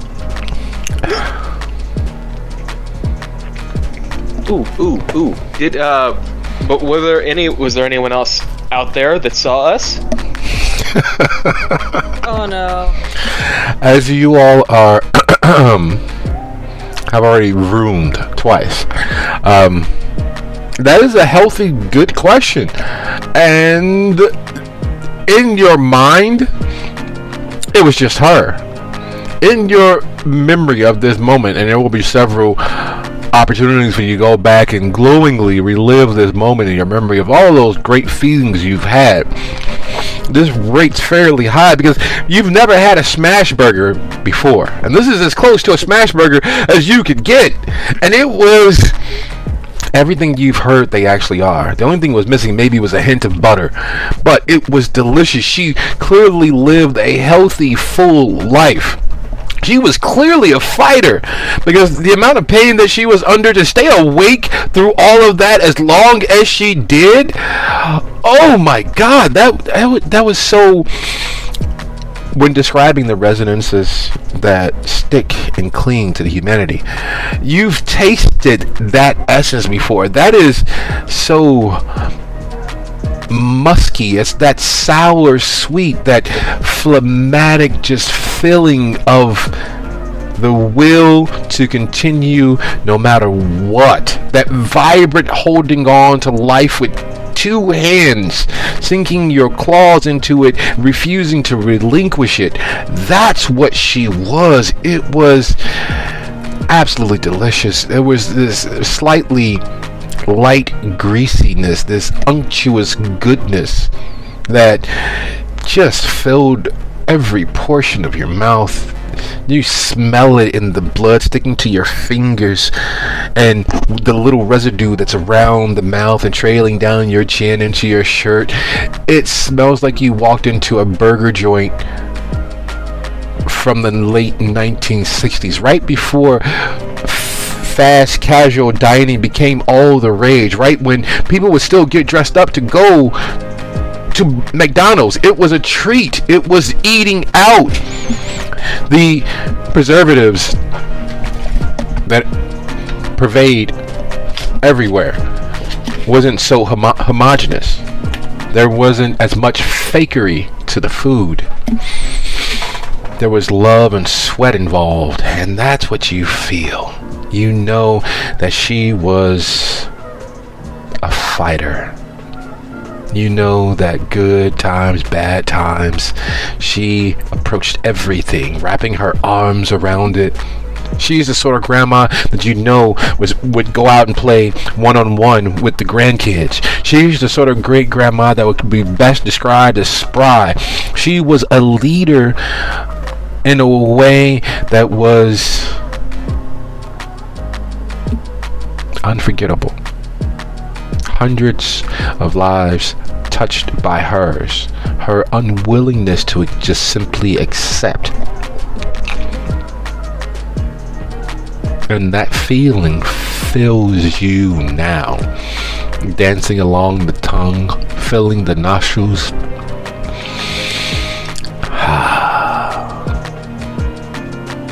Lovely, beautiful, unctuous greatness.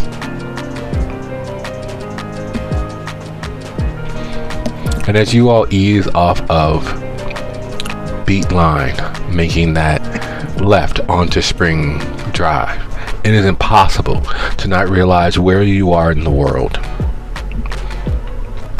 The space from Spring Drive up to where Bayou and Shore Drive meet is, there's no other way to say it. It's an urban plantation. There are 9 huge mansions walled off by an actual honest to goodness battlement.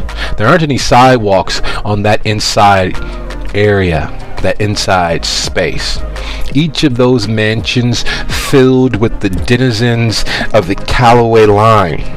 Each of those buildings an example of what wealth in the South actually means.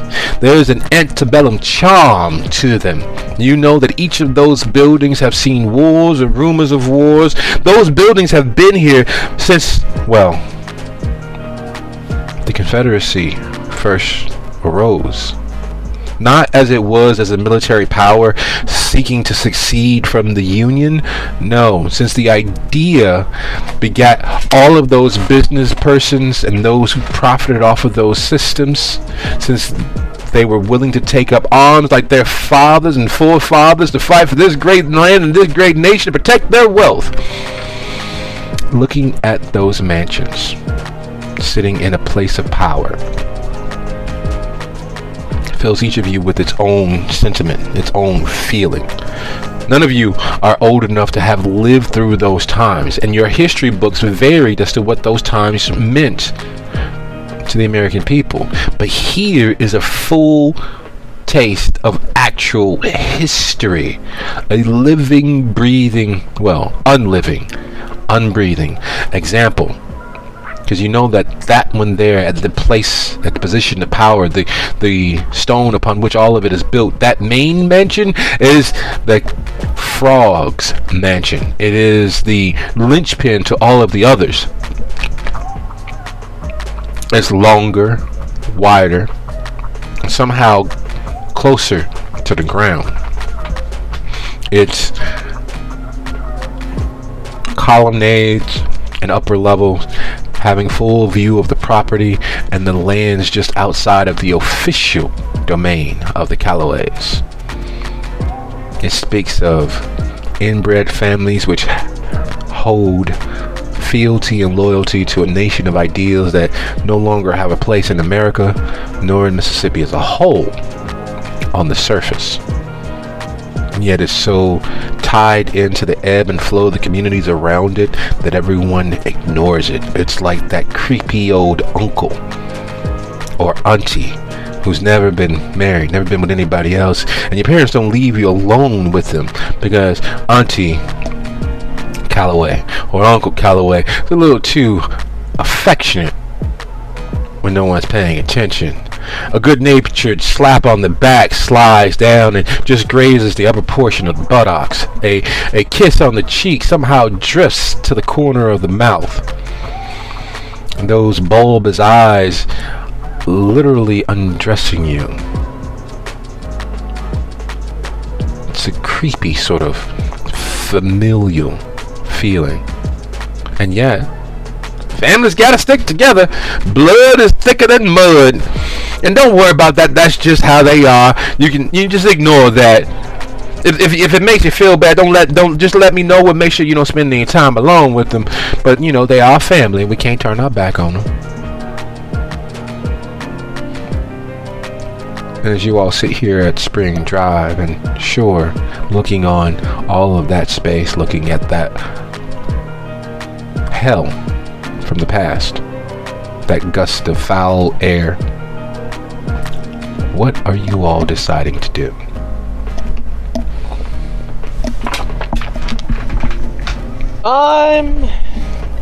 Oliver is in the process of cleaning himself off, for one.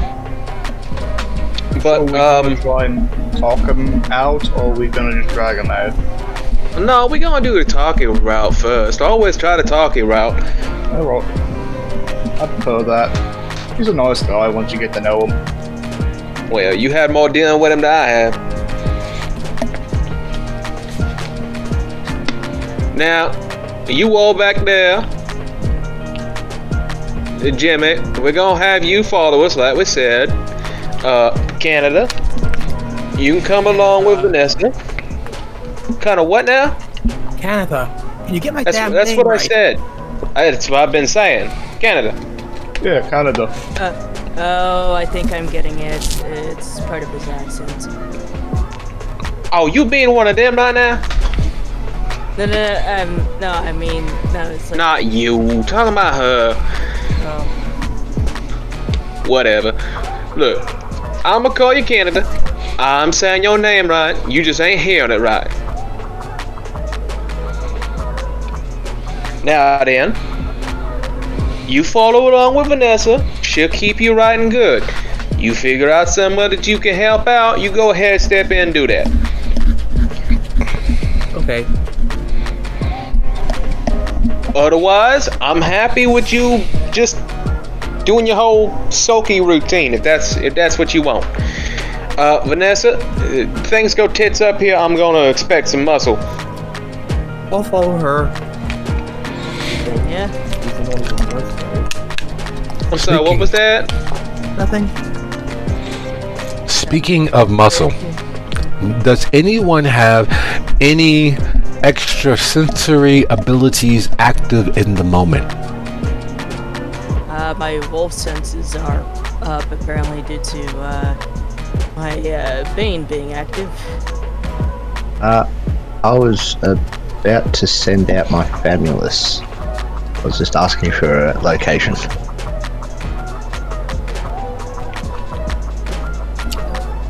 I was going to use heightened senses on my eyes. I've only got a collective wits and awareness of 4. Alright, so no Do you have any extra specialty sensory. ability? As you all are having your moment and trying to make sure that you enunciate, Kannitha, and there's the exchange of personalities, there's the exchange of energy, because that's what every conversation is. There is an energy that that everyone exchanges in trying to make sure that they are understood and that they are being heard. In the middle of this, as you are laying out the basic requirements and requests from the gathered coterie, this impromptu combined force, Jimmy, while answering you, is buzzing and moving his arms and whispering to, well, it's kind of hard to see, even with the streets being lighted as they are. But he's buzzing. Kindred don't buzz. Even in the Sabbat, Kindred don't buzz. There's clicking, there's popping of jaws, there's sniffs added as part of the accent of the language that you all use. Each pack having their own small vernacular and a little accent. And so on the surface, you can understand some of, hey,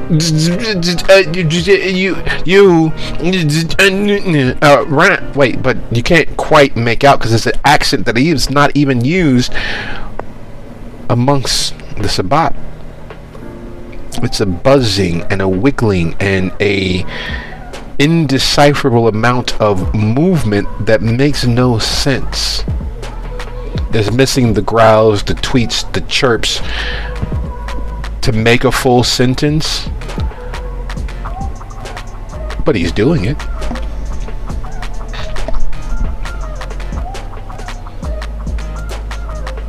Vanessa will watch it. She's curious about what he's doing. So, sending him out, will that be manipulation plus animalism or charisma plus animalism? No, as your family, you're actually able to just simply ask him to do something for you. So this is the reason why there wasn't a real role needed. Now, if you're demanding him to put his life on jeopardy, that's another matter entirely. No, just sending him out to scout.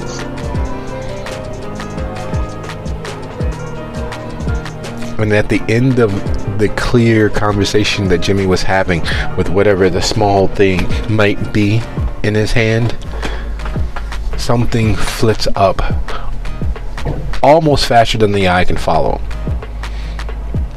It moves with a purpose and aggression that you wouldn't believe an insect could possibly have. Yet it very much does. It moves with purpose, with intention. And while you can't really intuit or anthropomorphize bugs, if you were to do so, if you were to attempt to do so, if you were to assign it a quality, it'd be daring. Because there's clearly a certain amount of fear to it. There's a certain amount of doing it scared. There's a certain amount of, yeah, this sucks, but I'm going to do it anyway. To that aggression, that determination.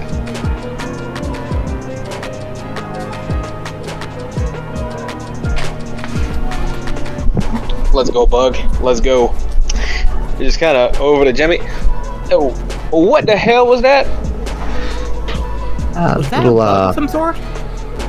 yeah, little trick I picked up along the way. Oh, cool. All right, well. You guys can't talk to bugs and animals. I mean, I heard half of what you said, but not the other half. Maybe more like a third. Vanessa just takes out sneakers. And it's just like, oh man. All right. This one Sam? gets it. Sam, Gertrude, we're gonna go ahead and pack up and head out now. If you guys want to fall down, we're gonna go say hi to a friend. Hey, well, whatever you need us to do, man. Like, long as we get a little sip after it's over. That's not how we ask, Gertie. Look, we're here to help. Like, we want to prove ourselves. We are loyal anarchs. I don't know if that means much to everybody, but you know how much Lasky and Derek values loyalty. You know that they'll get back your play for a cost, but they'll definitely back your play, and we really believe in the cause. We are down for whatever's necessary. Gertie punches her in the shoulder. Good to have you back, sis. Yeah, that's what I'm talking about. Talk that shit. Well, I'm looking forward to seeing how it turns out, and you will certainly get what you came for by the end of the night. Don't you worry about that. I like to reward people when they do good work.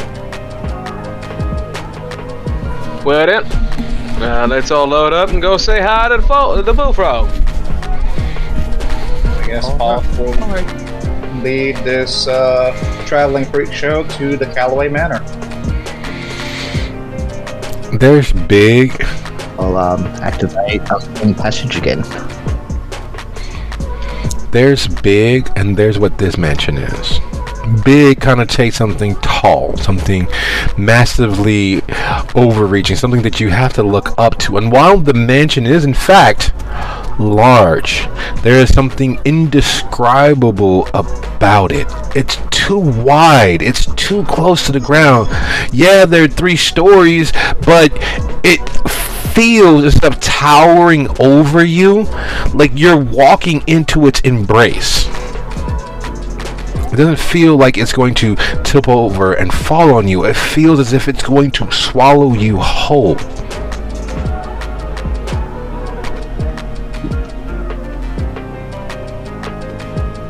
Huh? And as you all cross the street, follow the path closer to the mansion, off in the distance you can hear several angry buzzes and whispers and the fluttering of things too fast to really follow with the eye.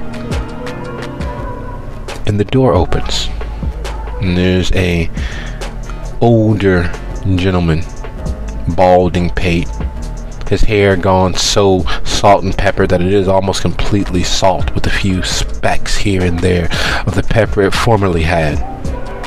His livery, a gray vest beneath a charcoal gray tailed waistcoat. The gloves on his hand clearly missing several digits inside of them, and it standing at attention is a little odd, almost as odd as the fact that his hand, his right, resting against his thigh, is holding on to a bullpup 45.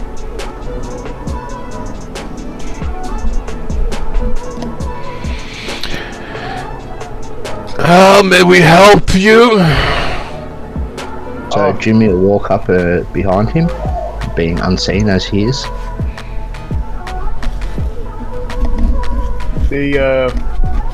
We're here to see Mr. Callaway on the order of what's the Baroness? We're here on behalf of the Baroness. Yeah.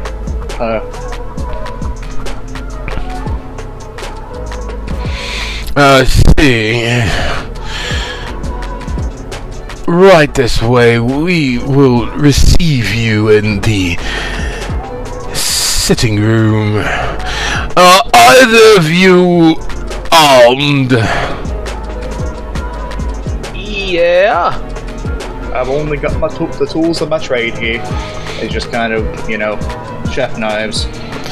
If you'd like to mediate your weaponry and tools of office in... And he points towards the box sitting there between the 2 rockers on the front porch. It's a huge old sea chest.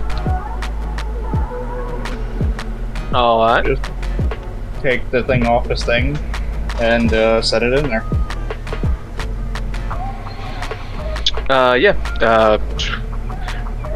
Oliver is gonna pull out around 7 different knives and set them in there.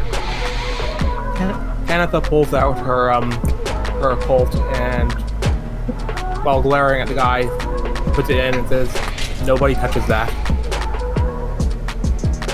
Don't be rude. Your friend's already rude enough. Vanessa pulls out her Bowie knife and her folding knife, sets them in there. Jimmy just quietly stands to the side, unseen. So good of you. And he turns and reaches for the knob, but he stops and realizes that he forgot. And turns, looks you all over, and raises his gun at a 45-3 angle and pulls the trigger twice. We would hate for security protocol to initiate right this way. And he turns back, opening the door and moving into the overly warm space. A house this huge is normally drafty. It's filled with spaces and nooks and crannies where the airflow goes to die, where the opening and closings of doors changes the entire ecosystem for several hours afterwards, as one breeze after the next mixes with what's already circulating in the space. Mississippi is always unseasonably hot. Even now, during the latter part of winter's hurrah. But this house is sweltering, even for a Kindred. 95, 96 is a nice, comfortable, at-home, get a chance for almost being alive feeling. This is upwards of 115, 125 degrees.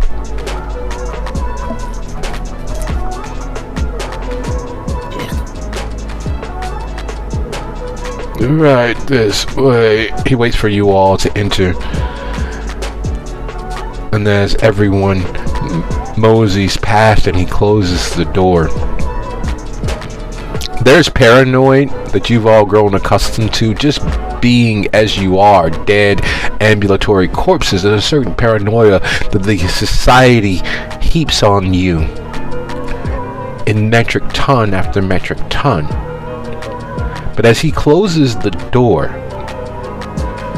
it takes him a full 49 and a half seconds as he locks one lock after the next, after the next, after the next.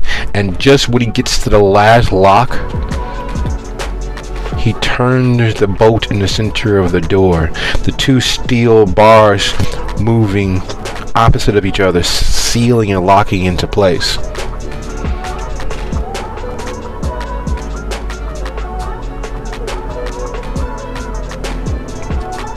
There's a feeling of being inside a jail cell. There's a feeling of forsaking your grandmother's advice. Never talk to strangers. Never get into a car with someone you don't know. And if you don't feel comfortable, find an adult. Unfortunately, you all are the adults. Unfortunately, you make it a habit of getting into cars or associating with people you don't know. And unfortunately, you've entered into a stranger's home and no one knows you're here. Those two bars slamming into place causes that paranoia to ratchet up several degrees.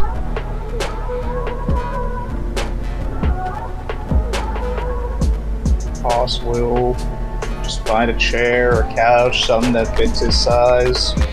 Just sit down and get comfy till someone shows up. Haas and Gertrude are the only ones that are actually comfortable. All of the furniture is wide and substantial. What would normally be a couch anywhere else is a singular seat. You can tell by the handmade pillows. There's no seam. There's not two pillows put together. It is that singular large cushion that is used in big, comfortable chairs. The rooms themselves, as large and tall as they are clearly made for larger individuals. No, it's the bullfrog. He says, like a very, very visible tension running through him, despite the fact that his voice tries to remain calm. He's a real friendly guy. You just keep your hands. Just don't be rude to him like you two usually are. Yeah, hands, feet, and all of the objects to yourselves, and you'll probably end up walking out with him.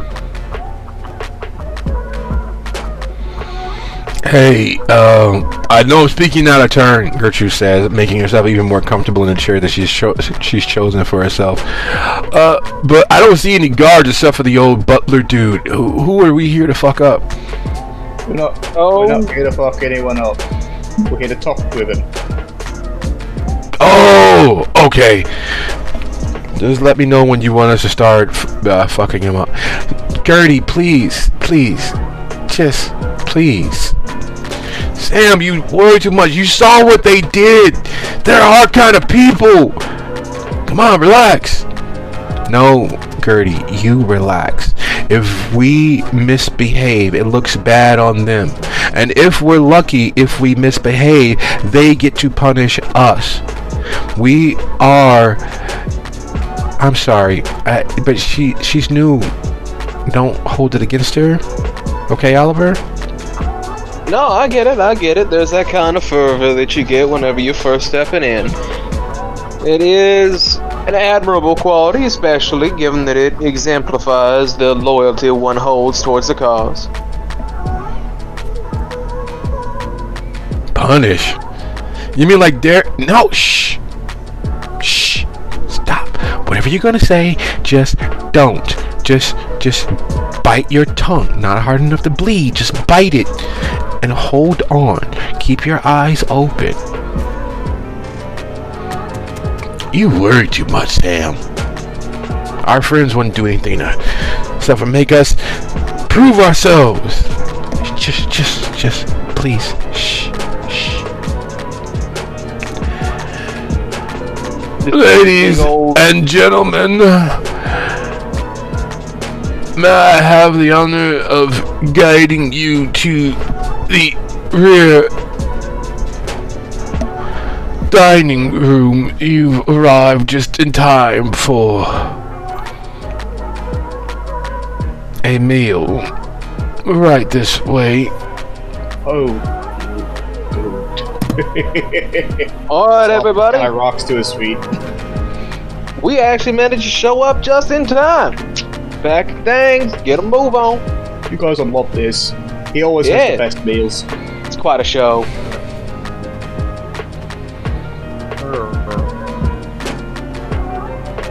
Maybe not you. You might not like it, but I'm starting to not care what your opinions are. You troll. Love you. When thinking of moving through a house, and one does not think of it taking longer than a few seconds to move from one room to the next. And even with the forewarning of the rear dining room, you don't expect to pass through two others with tables long enough to seat 18, yet you do. You don't expect to move through and pass artwork that is literally stolen from museums, but you do. You don't expect that the further you go into this large, wide, creaky house that the rooms get warmer, but you do. By the time you reach the rear dining room, Gertie is sweating as if she has been lifting Sisyphus's rock repeatedly on her shoulders. Sam fares a little better, but just barely so. And while she doesn't look as if she's covered in baby oil and bad intentions, she is not far behind.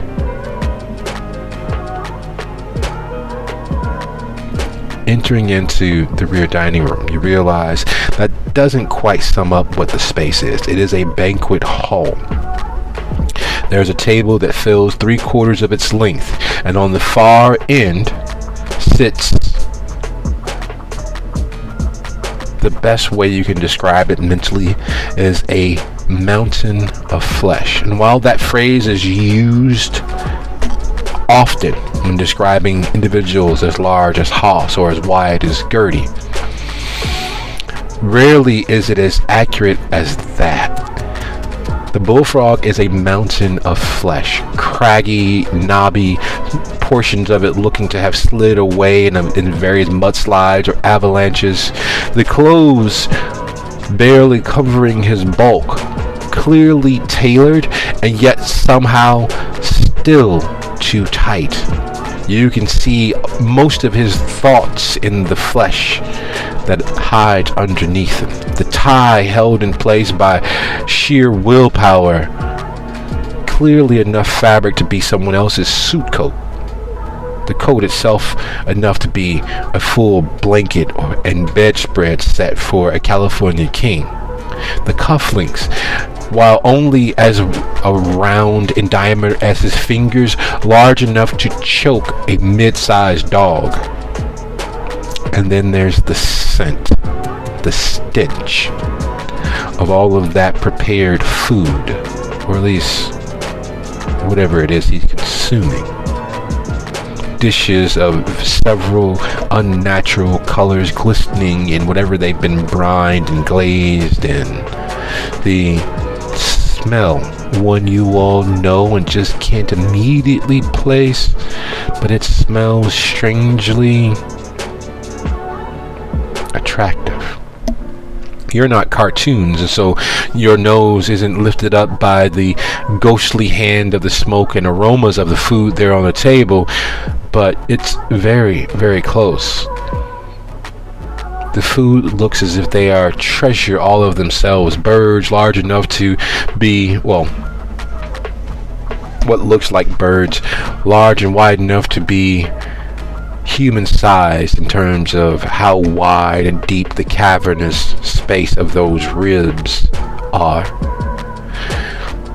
Hundreds of little smokies run through with toothpicks of the whitest, purest ivory. Small jellied rice balls sitting in a brine of some sweet red sauce.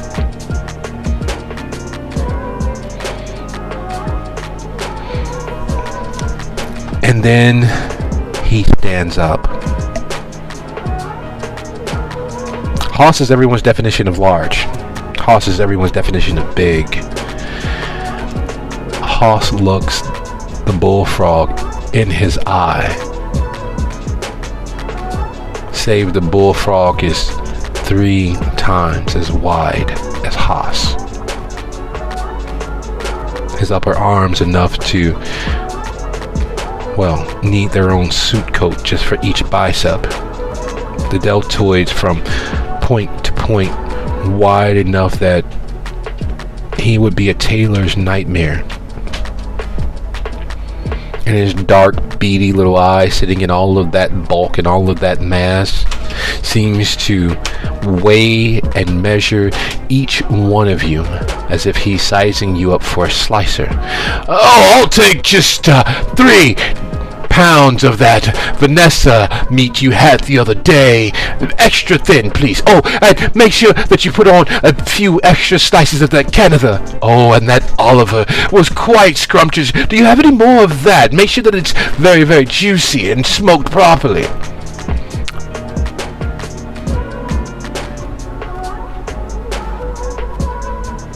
Nice to see you again, Mr. Bullfrog, sir. Horse! Excellent! It's so good to see you! And you've come at just the right time! And instead of moving around the table, he literally lifts the table and moves it to the side of him. The table in length alone easily weighs somewhere in the neighborhood of about 1,200 pounds. God forbid all the food and the candelabras sitting on top of it. He moves it without thinking. It is much the same as you would a small toddler when you're trying to not run them over. Just a gentle nudge to the side. And as he moves across the floor, the room reverberates with each of his steps. and while he was large from a distance, as he grows closer, you realize that he does not bother to blush. Why would he? He's at home. However, anything that large does not blush, afflicted as he is with the remnants of his unlife, it is clearly nothing remotely human there. Especially as he nears, it very much looks as if he is sweating under the effort. There's a pink, rosy undertone to the slickness sliding across all of that undead flesh. Made all the more garish as he draws closer, you realize that while he does not blush, while he does not rouse the beast or risk to seem human, his lips, those two meaty slabs of flesh, are bright red from the effort used to gourmandize his way through existence. It's that red that comes from human lovers having spent too much time with themselves, expressing their adoration of each other. It's that crust of flesh used consistently enough to rouse the blood to that particular area and that area alone. They looked bruised from all of the labor he's forced them into. And what pleasure do I owe the Molotovs coming with their gang of, what are these, your compact? Yeah, for the night you can calm down. We's here on a little bit of a diplomatic mission, if you don't mind us talking at you a little bit. Well, you know the price. To talk, I'll need 2 dishes. You're interrupting my meal. You two, you come with me. He just kind of motions to... Oh, no. Ta-ta, my boy, ta-ta! And he grabs Gertrude's face and crushes it in one swipe. I was going to cook that for you. Holy shit! Waste not, want not, a little bit of tartar to cleanse the palate. And he's still holding Gertrude's head in his hand as Samantha goes completely white and looking at her as if he's savoring her for last. He brings the remnant of Gertrude's crushed skull into his jowls as he holds unbreaking eye contact with Samantha.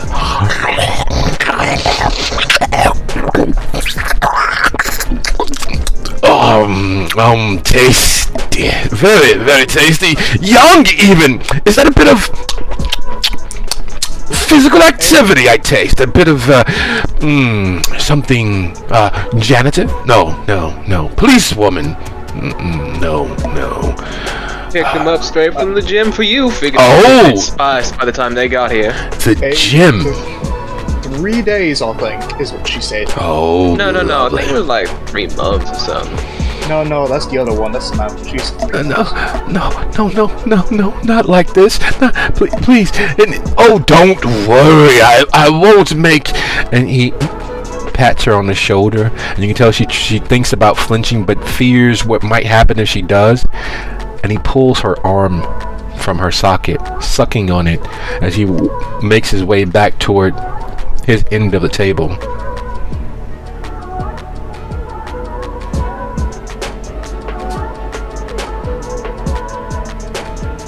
Well, you know what it is. Sorry about that, but you did say you wanted to come along. Not like... Live for the cause, die for the cause, you know.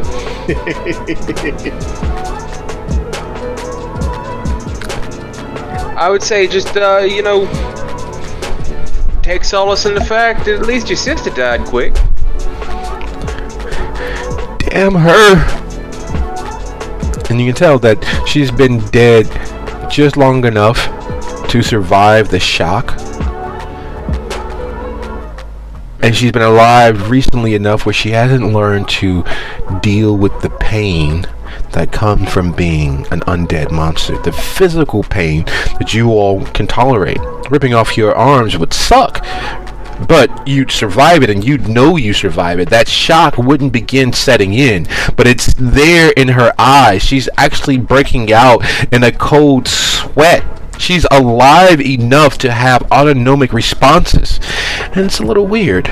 Anybody have hunger at 3 or higher? I'm at hunger 4. Would you be so kind as to go ahead and roll your resolve and composure DC 3? Resolve and composure. Just as that whole thing is going on, he'll just kind of turn to the rest of the group and begin speaking. So as you can see, Bullfrog here, rather Mr. Calloway, he is a sommelier, a purveyor and a appreciator of all things fine dining. Gourmand, I think is the word. And Yeah, that might be it. I don't remember which word it is. Calloway, well, what would you describe yourself as? I celebrate life, my There you friends. go. Celebrating life. Yeah. Well, And the moment that he says that he celebrates life, Jimmy loses it. There is a need to consume, and her fear is too much. You can, if you would like, spend 1 willpower to change the target of your need to feed. You can buy yourself a moment if you would like. Need for speed. who's my target? Sam. The Thin Bloods who and- just got our arm ripped off. Oh, the Thin Bloods. Yeah. You know what? Go for it. And as she is I've done all that. shaking with the shock, as she's fighting it off and trying to figure out whether she can fight her way out one-armed, a peaceful look falls over her face. A pleasurable moment. You can tell that she's in the throes of the first several layers of pleasure. And it takes a second. But Jimmy fades into existence, his mouth buried in her, draining her from the open and gushing wound on her arm.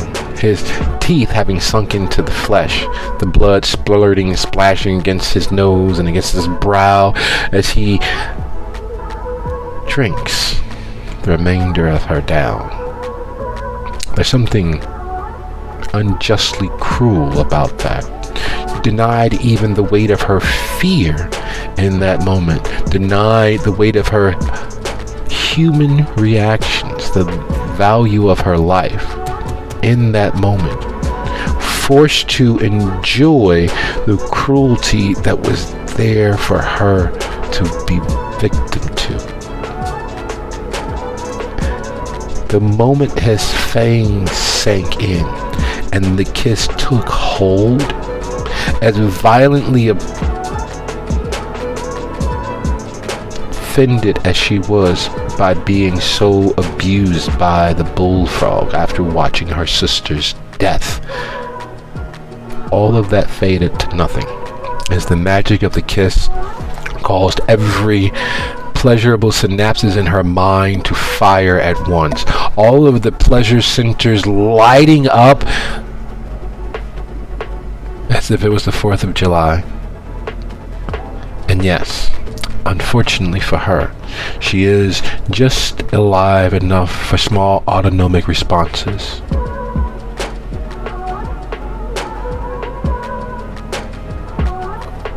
Hey, Well, if you had just waited a minute, you would have been able to eat anyway. Whoops. Jimmy, what the hell? I hope you don't mind the second participant in your meal, sir. I'm not a big fan of fear, and she smelled like a snitch. As a matter of fact, if I'm not mistaken, this is Yes. This is the Davis family, isn't it? Samantha, Gertrude, their brother David, the police lieutenant. Yep, I'm definitely tasting Pascagoula water. Oh. Better off for it then. She was pregnant when she died. Oh yes. Bring the rest of her if you're not gonna do anything with that meat. Ain't no sense of it going to waste. Awesome. Just pick up the corpse and just. You want me to prepare it first, or just hand it to you? You know what? I believe we need a show and a bit of entertainment to lighten the mood.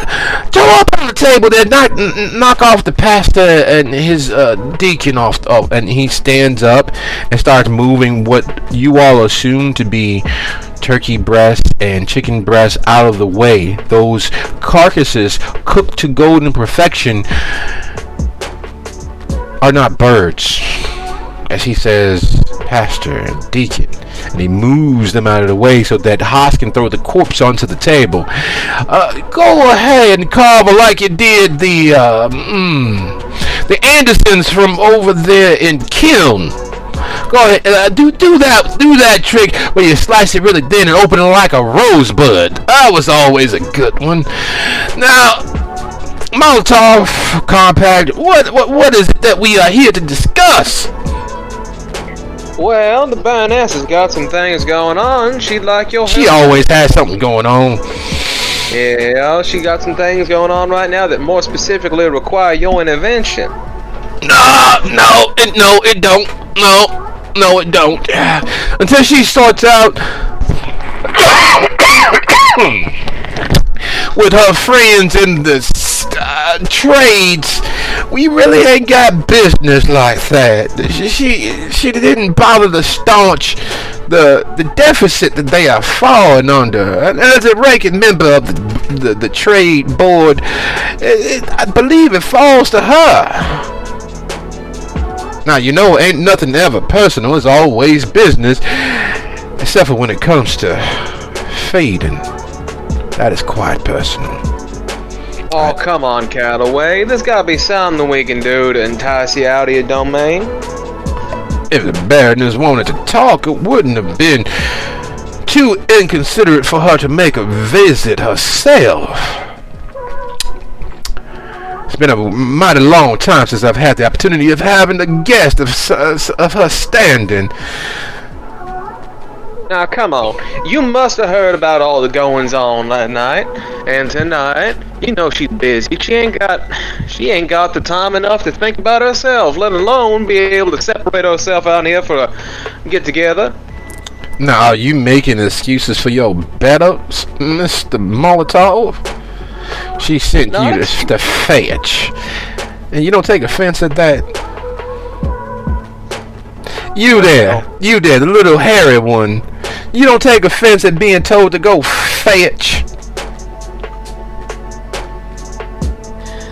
I try not to. You try not to. That means that you are working against your own better judgment. You there, the one who stole my meal. Yeah. Now, I know that you Nosferatu, you sewer rats, and Orlocks do your own thing, but as a cousin of a cousin, because we ain't close like that yet, how do you feel being bound to bend the knee to someone who probably, when they looked at you, probably gonna retch a little bit? You feel that that's fair and appropriate?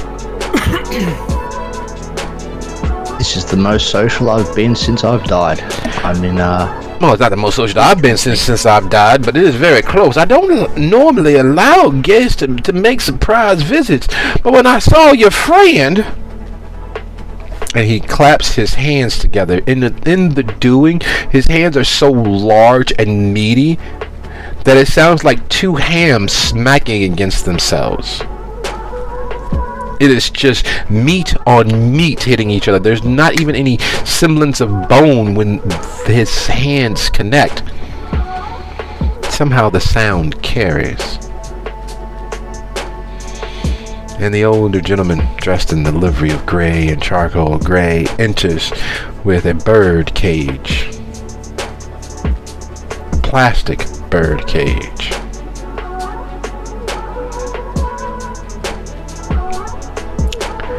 Give that one to our cousin of a cousin over there.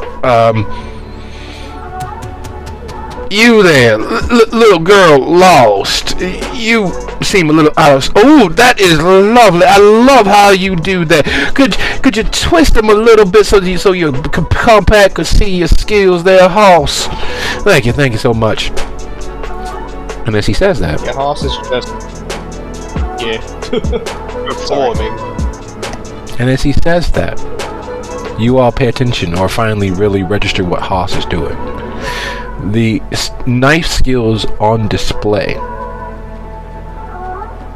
are not for the faint of heart, even if they had just been simply carving a beast of burden, a side of beef or pork. Nothing porcine about what he's doing, but there is an artistry there that should not be possible. You've heard of fruit carvings, you've heard of ice carvings, you've heard of sculpting of all sorts, but watching him manipulate the flesh of the woman who rode in the truck with you is another matter entirely. He should not be able to twist and carve and slice the flesh into a veritable bouquet of shapes, but he is. And it wouldn't be so bad, save that even though his knives are sharp, the flesh hasn't quite cooled, so it's not hard and drying out with the blood settling to the lowest point. No, it's the squelching and the occasional spurt that makes it worse. Just the blade slices through clean, barely a whisper. And then there's the squelch as one thing is manipulated, and then as another portion is twisted. And the manservant sits the plastic bird cage down in front of you, Jimmy, and takes the cover off. Inside is your little friend. Inside is your Famulus.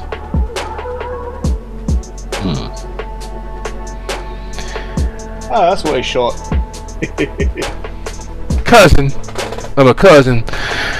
Like I said, I normally don't allow surprise visits, but I had the good sense that maybe this one was, brave though he was, he fought off 2 of my guards.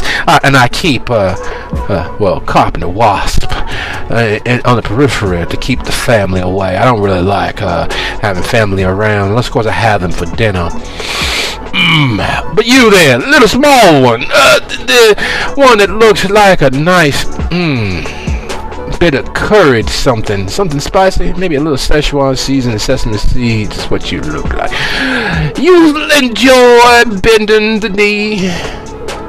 I know you all are good, upstanding, card-carrying members of the Anarchs, but isn't the movement about freedom? Where's the freedom in sending you all for a fetch quest? Doesn't seem very freedom-like to me.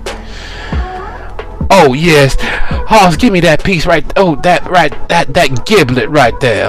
Oh, that is such a succulent piece. He does so. Now, Calloway, if it weren't for other engagements, we wouldn't be here to bother you. If anything, we might be here to join in some lively entertainment. But unfortunately, situation being as it is, we have some debts that need to be paid. Hence this little fetch quest we find ourselves on. I see. So for you all, this is a do or die situation. The Baroness and all of her flashy shows of power put you on the line, I suppose. Do tell me she's finally got rid of that little bedbug Derek, or is this something along the lines of that Landry fella getting up to things? Is Landry. Yes, Landry.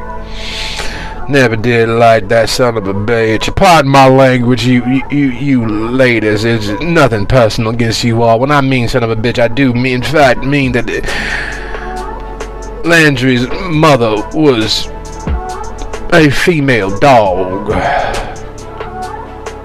Just scratching and itching their way through a sad existence of a life. But what do you expect from someone from New Orleans? That it gets a very like the smile very quickly leaves Oliver's eyes as he's just holding it there. Now, Calloway, that was uncalled for. So is you wasting my time. And while I do appreciate the little sweet bit of sustenance that you have all brought, but you see, even with the deficit in the trade, I can see after my own victuals. For how long, though, Calloway? For how long? Well, if we were to put a time stamp on such things, the Baroness was kind enough to provide at least 4, perhaps 5 additional meals. And he stands up.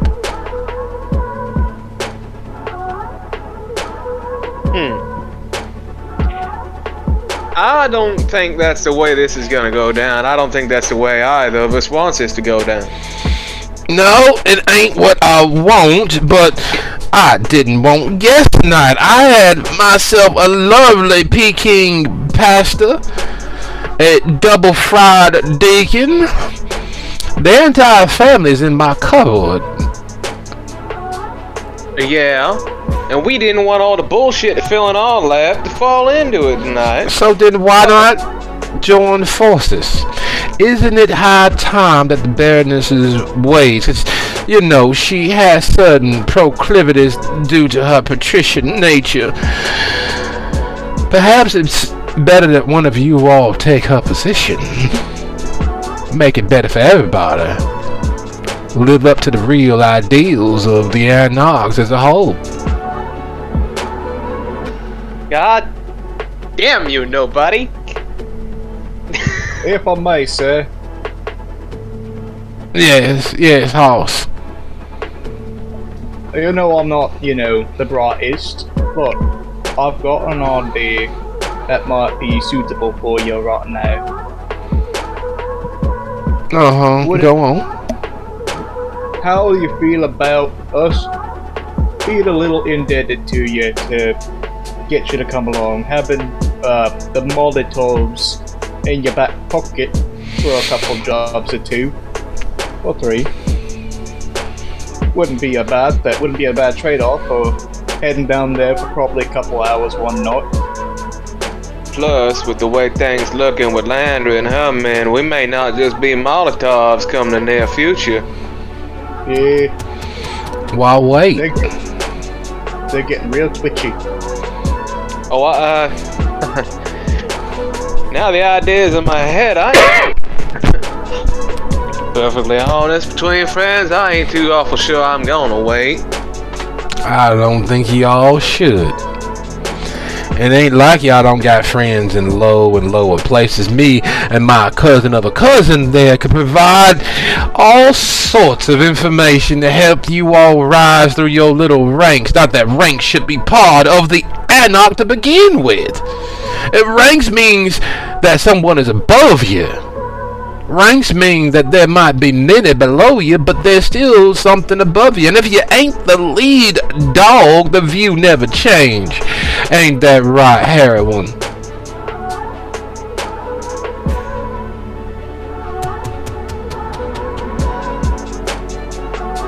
Well, Vanessa, you gonna answer the man?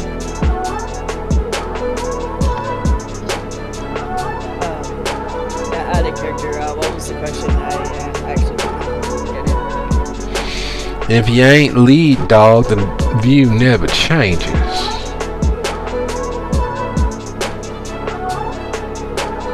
You look like you've been part of one pack or another. And if I'm not mistaken, that affliction, while it ain't necessarily not one of us, is usually one of the outlanders. Am I right? Are you one of the wolves?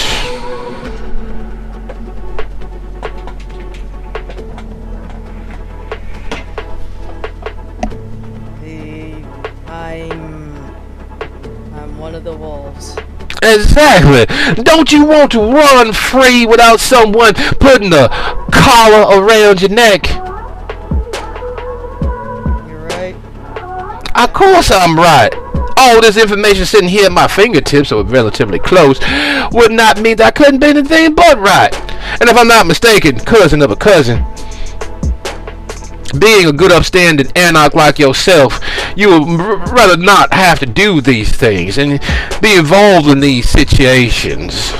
Because I know I would not like to.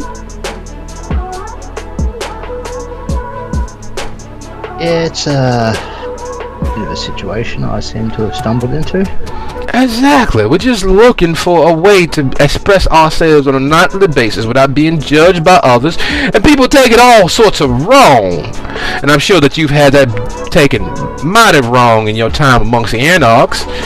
They are so busy backbiting on themselves and adhering to the rules of the tower instead of embracing the freedom that they're supposed to be embracing. Makes me angry. Good thing I ain't an anarch. I ain't got to deal with it. I can almost palpably feel the Sabbat flowing through this man. Yeah, you and me both.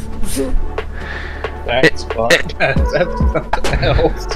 And you, Froggy. you, my little bone marked of silence and clearly behind the 8 ball. Let me guess, they got your family.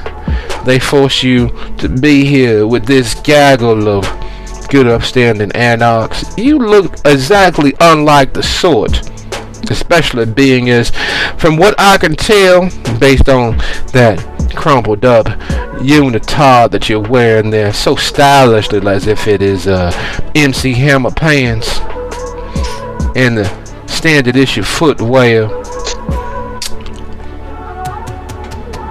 This is not your cup of tea. There should be a balance of what is right and what is wrong. And being sent here to potentially die again doesn't suit too well for you, does it?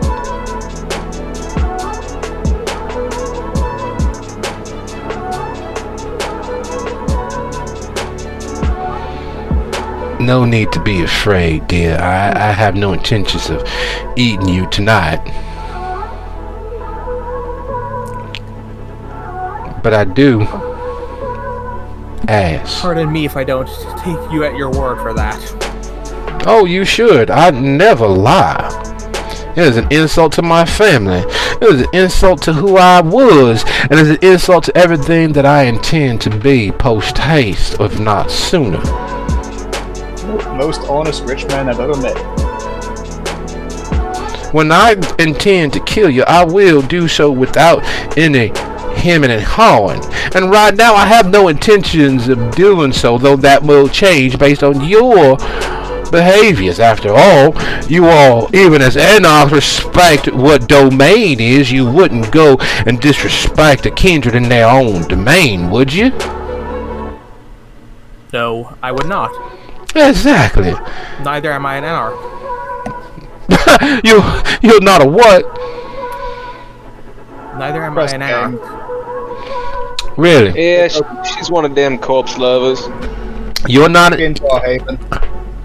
You're not an anarch, and you broke into their haven, and you are still here helping them.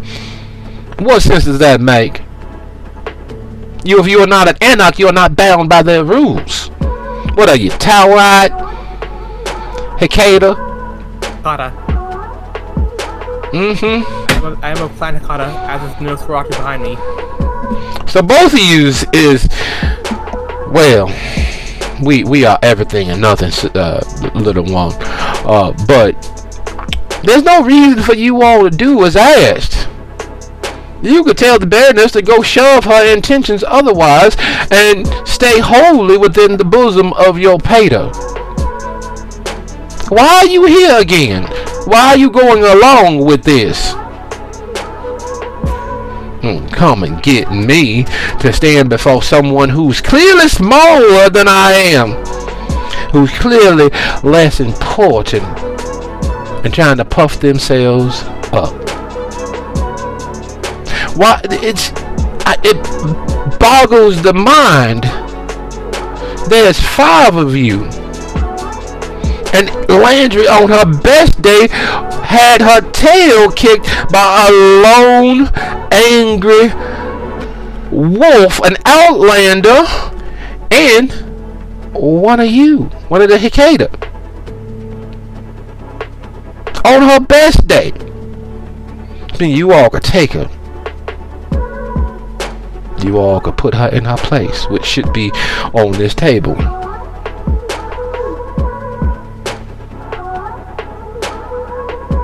Believe me, I would like nothing more than to be anywhere but here. That sounds a little too close to an insult to be anything but true. I thank you for biting your tongue. Oswald actually, like, now, probably long done with his little performance, is just going to back away because he knows what might happen when the bullfrog gets angry. It was not an insult. Statement of fact. I was forced here under duress. And you went along with it. I didn't have much of a choice. There's always a choice. And I'm exercising mine in this moment. You all got a job to do. But most importantly, you have a mission to yourselves to do. Do you really want freedom? Begins with the act of rebellion. Begins with a I'm not going to take this. Begins with a clear, steadfast statement of not taking the boot on your neck any longer. Or you all could attempt to drag me from my domain, violating one of the core traditions in the name of someone who thinks so less of you all that you all wouldn't notice.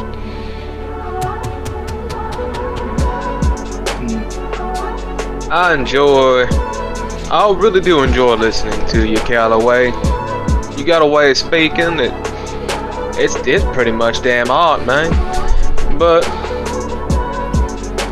being as we are anarchs, and we are true anarchs, to the name, to the word, to the belief, we understand that, well, united we stand and divided we fall. So unfortunately,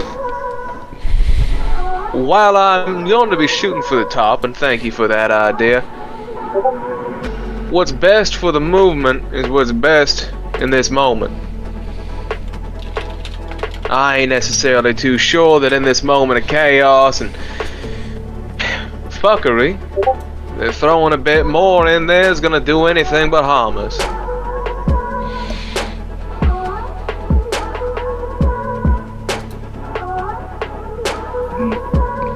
You said, how many meals did you need? 5, 6? Are you attempting to perhaps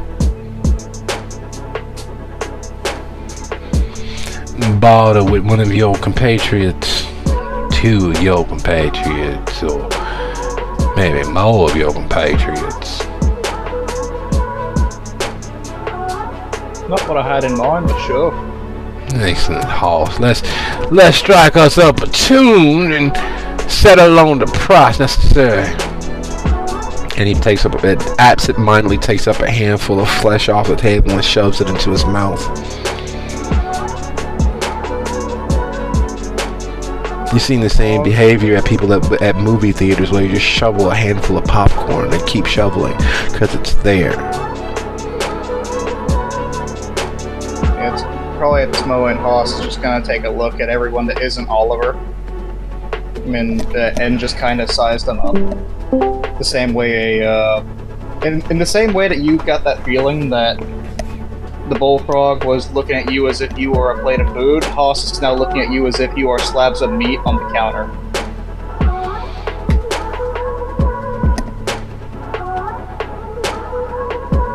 What do you think, Bolts?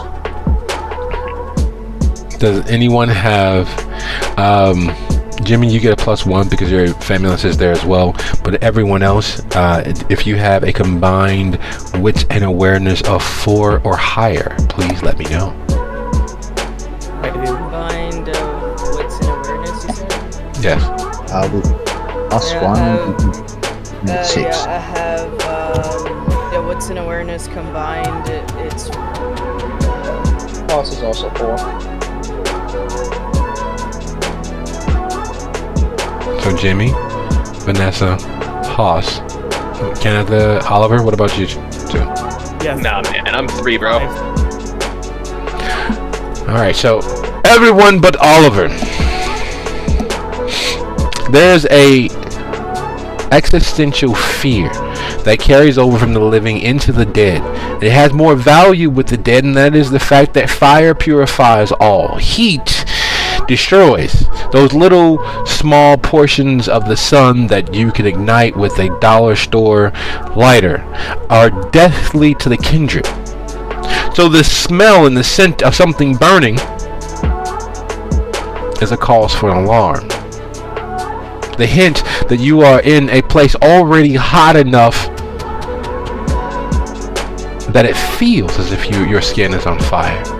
To actually be touched by fire is another matter entirely. And parts of your mind recoils and rebels that you are in the center of something on fire.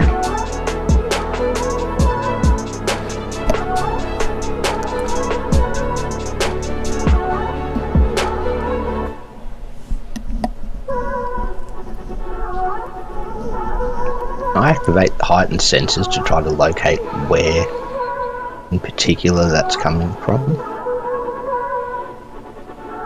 Likewise. Alright, go ahead and roll your wits plus aspects. DC is pretty obvious, so DC 2 or higher. Oh. Aspects, that'll be 5 at... I'm down to hunger 1 now, aren't I? Yes. 3%, yep. At difficulty 2. Success. Yep, just right there we go. And 2 versus 2 and 3 versus 2.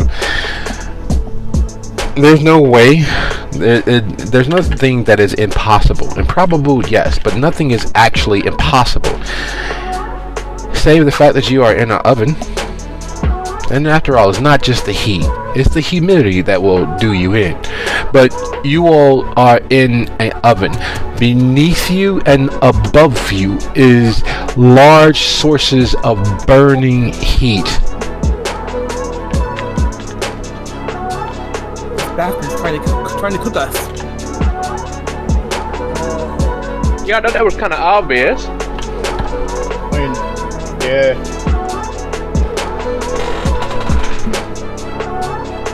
So built into the floors and the ceiling. Wait, what? I don't enjoy overly done meat. I like a taste of... What do you mean I'm trying to cook you? Yes, it is a moral dilemma, but it is an easy answer. You all do not need to work as slaves to the Baroness's ideals. We ain't slaves, Calloway. Oh, really? You were put into harm's way. You were saying, Kannitha? I'd rather be a slave than food. And what did you say, Nobu? If wishes were fishes, we'd all live in the sea. And if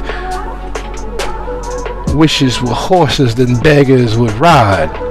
You are neither no fish nor being ridden like a horse, which makes you very much a slave to someone else's whims and wants.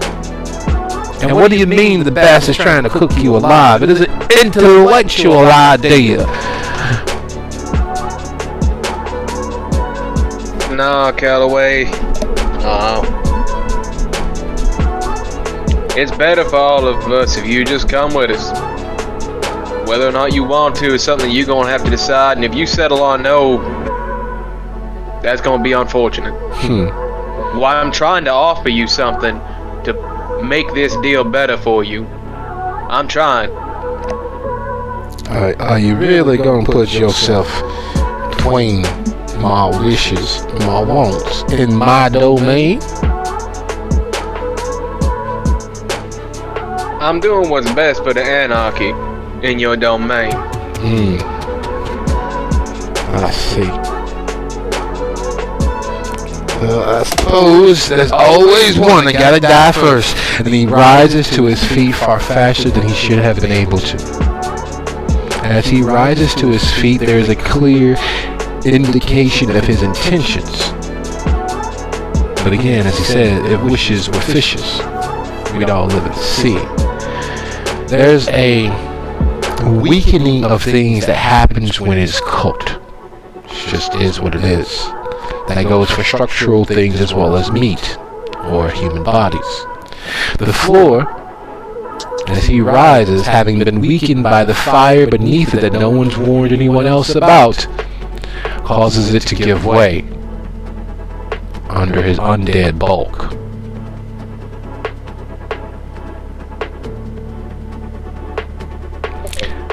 And with the bullfrog falling through the floor, that has been weakened because it's been cooked from beneath, you all realize that the floor isn't the only place where the fire is. With that understanding that the building you are in is the victim of rapid onset arson, and the considerations of that, there is an axiom and aphorism: evil cannot prosper save by the silence of good men.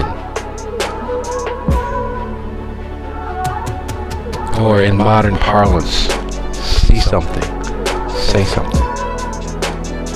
With that weight and realization weighing over the impromptu coterie, I'd like to thank you all for the lovely episode, and I'll see you guys next time. Good night, everybody. Can I just say, both you and Quill do my characters way better than I ever do.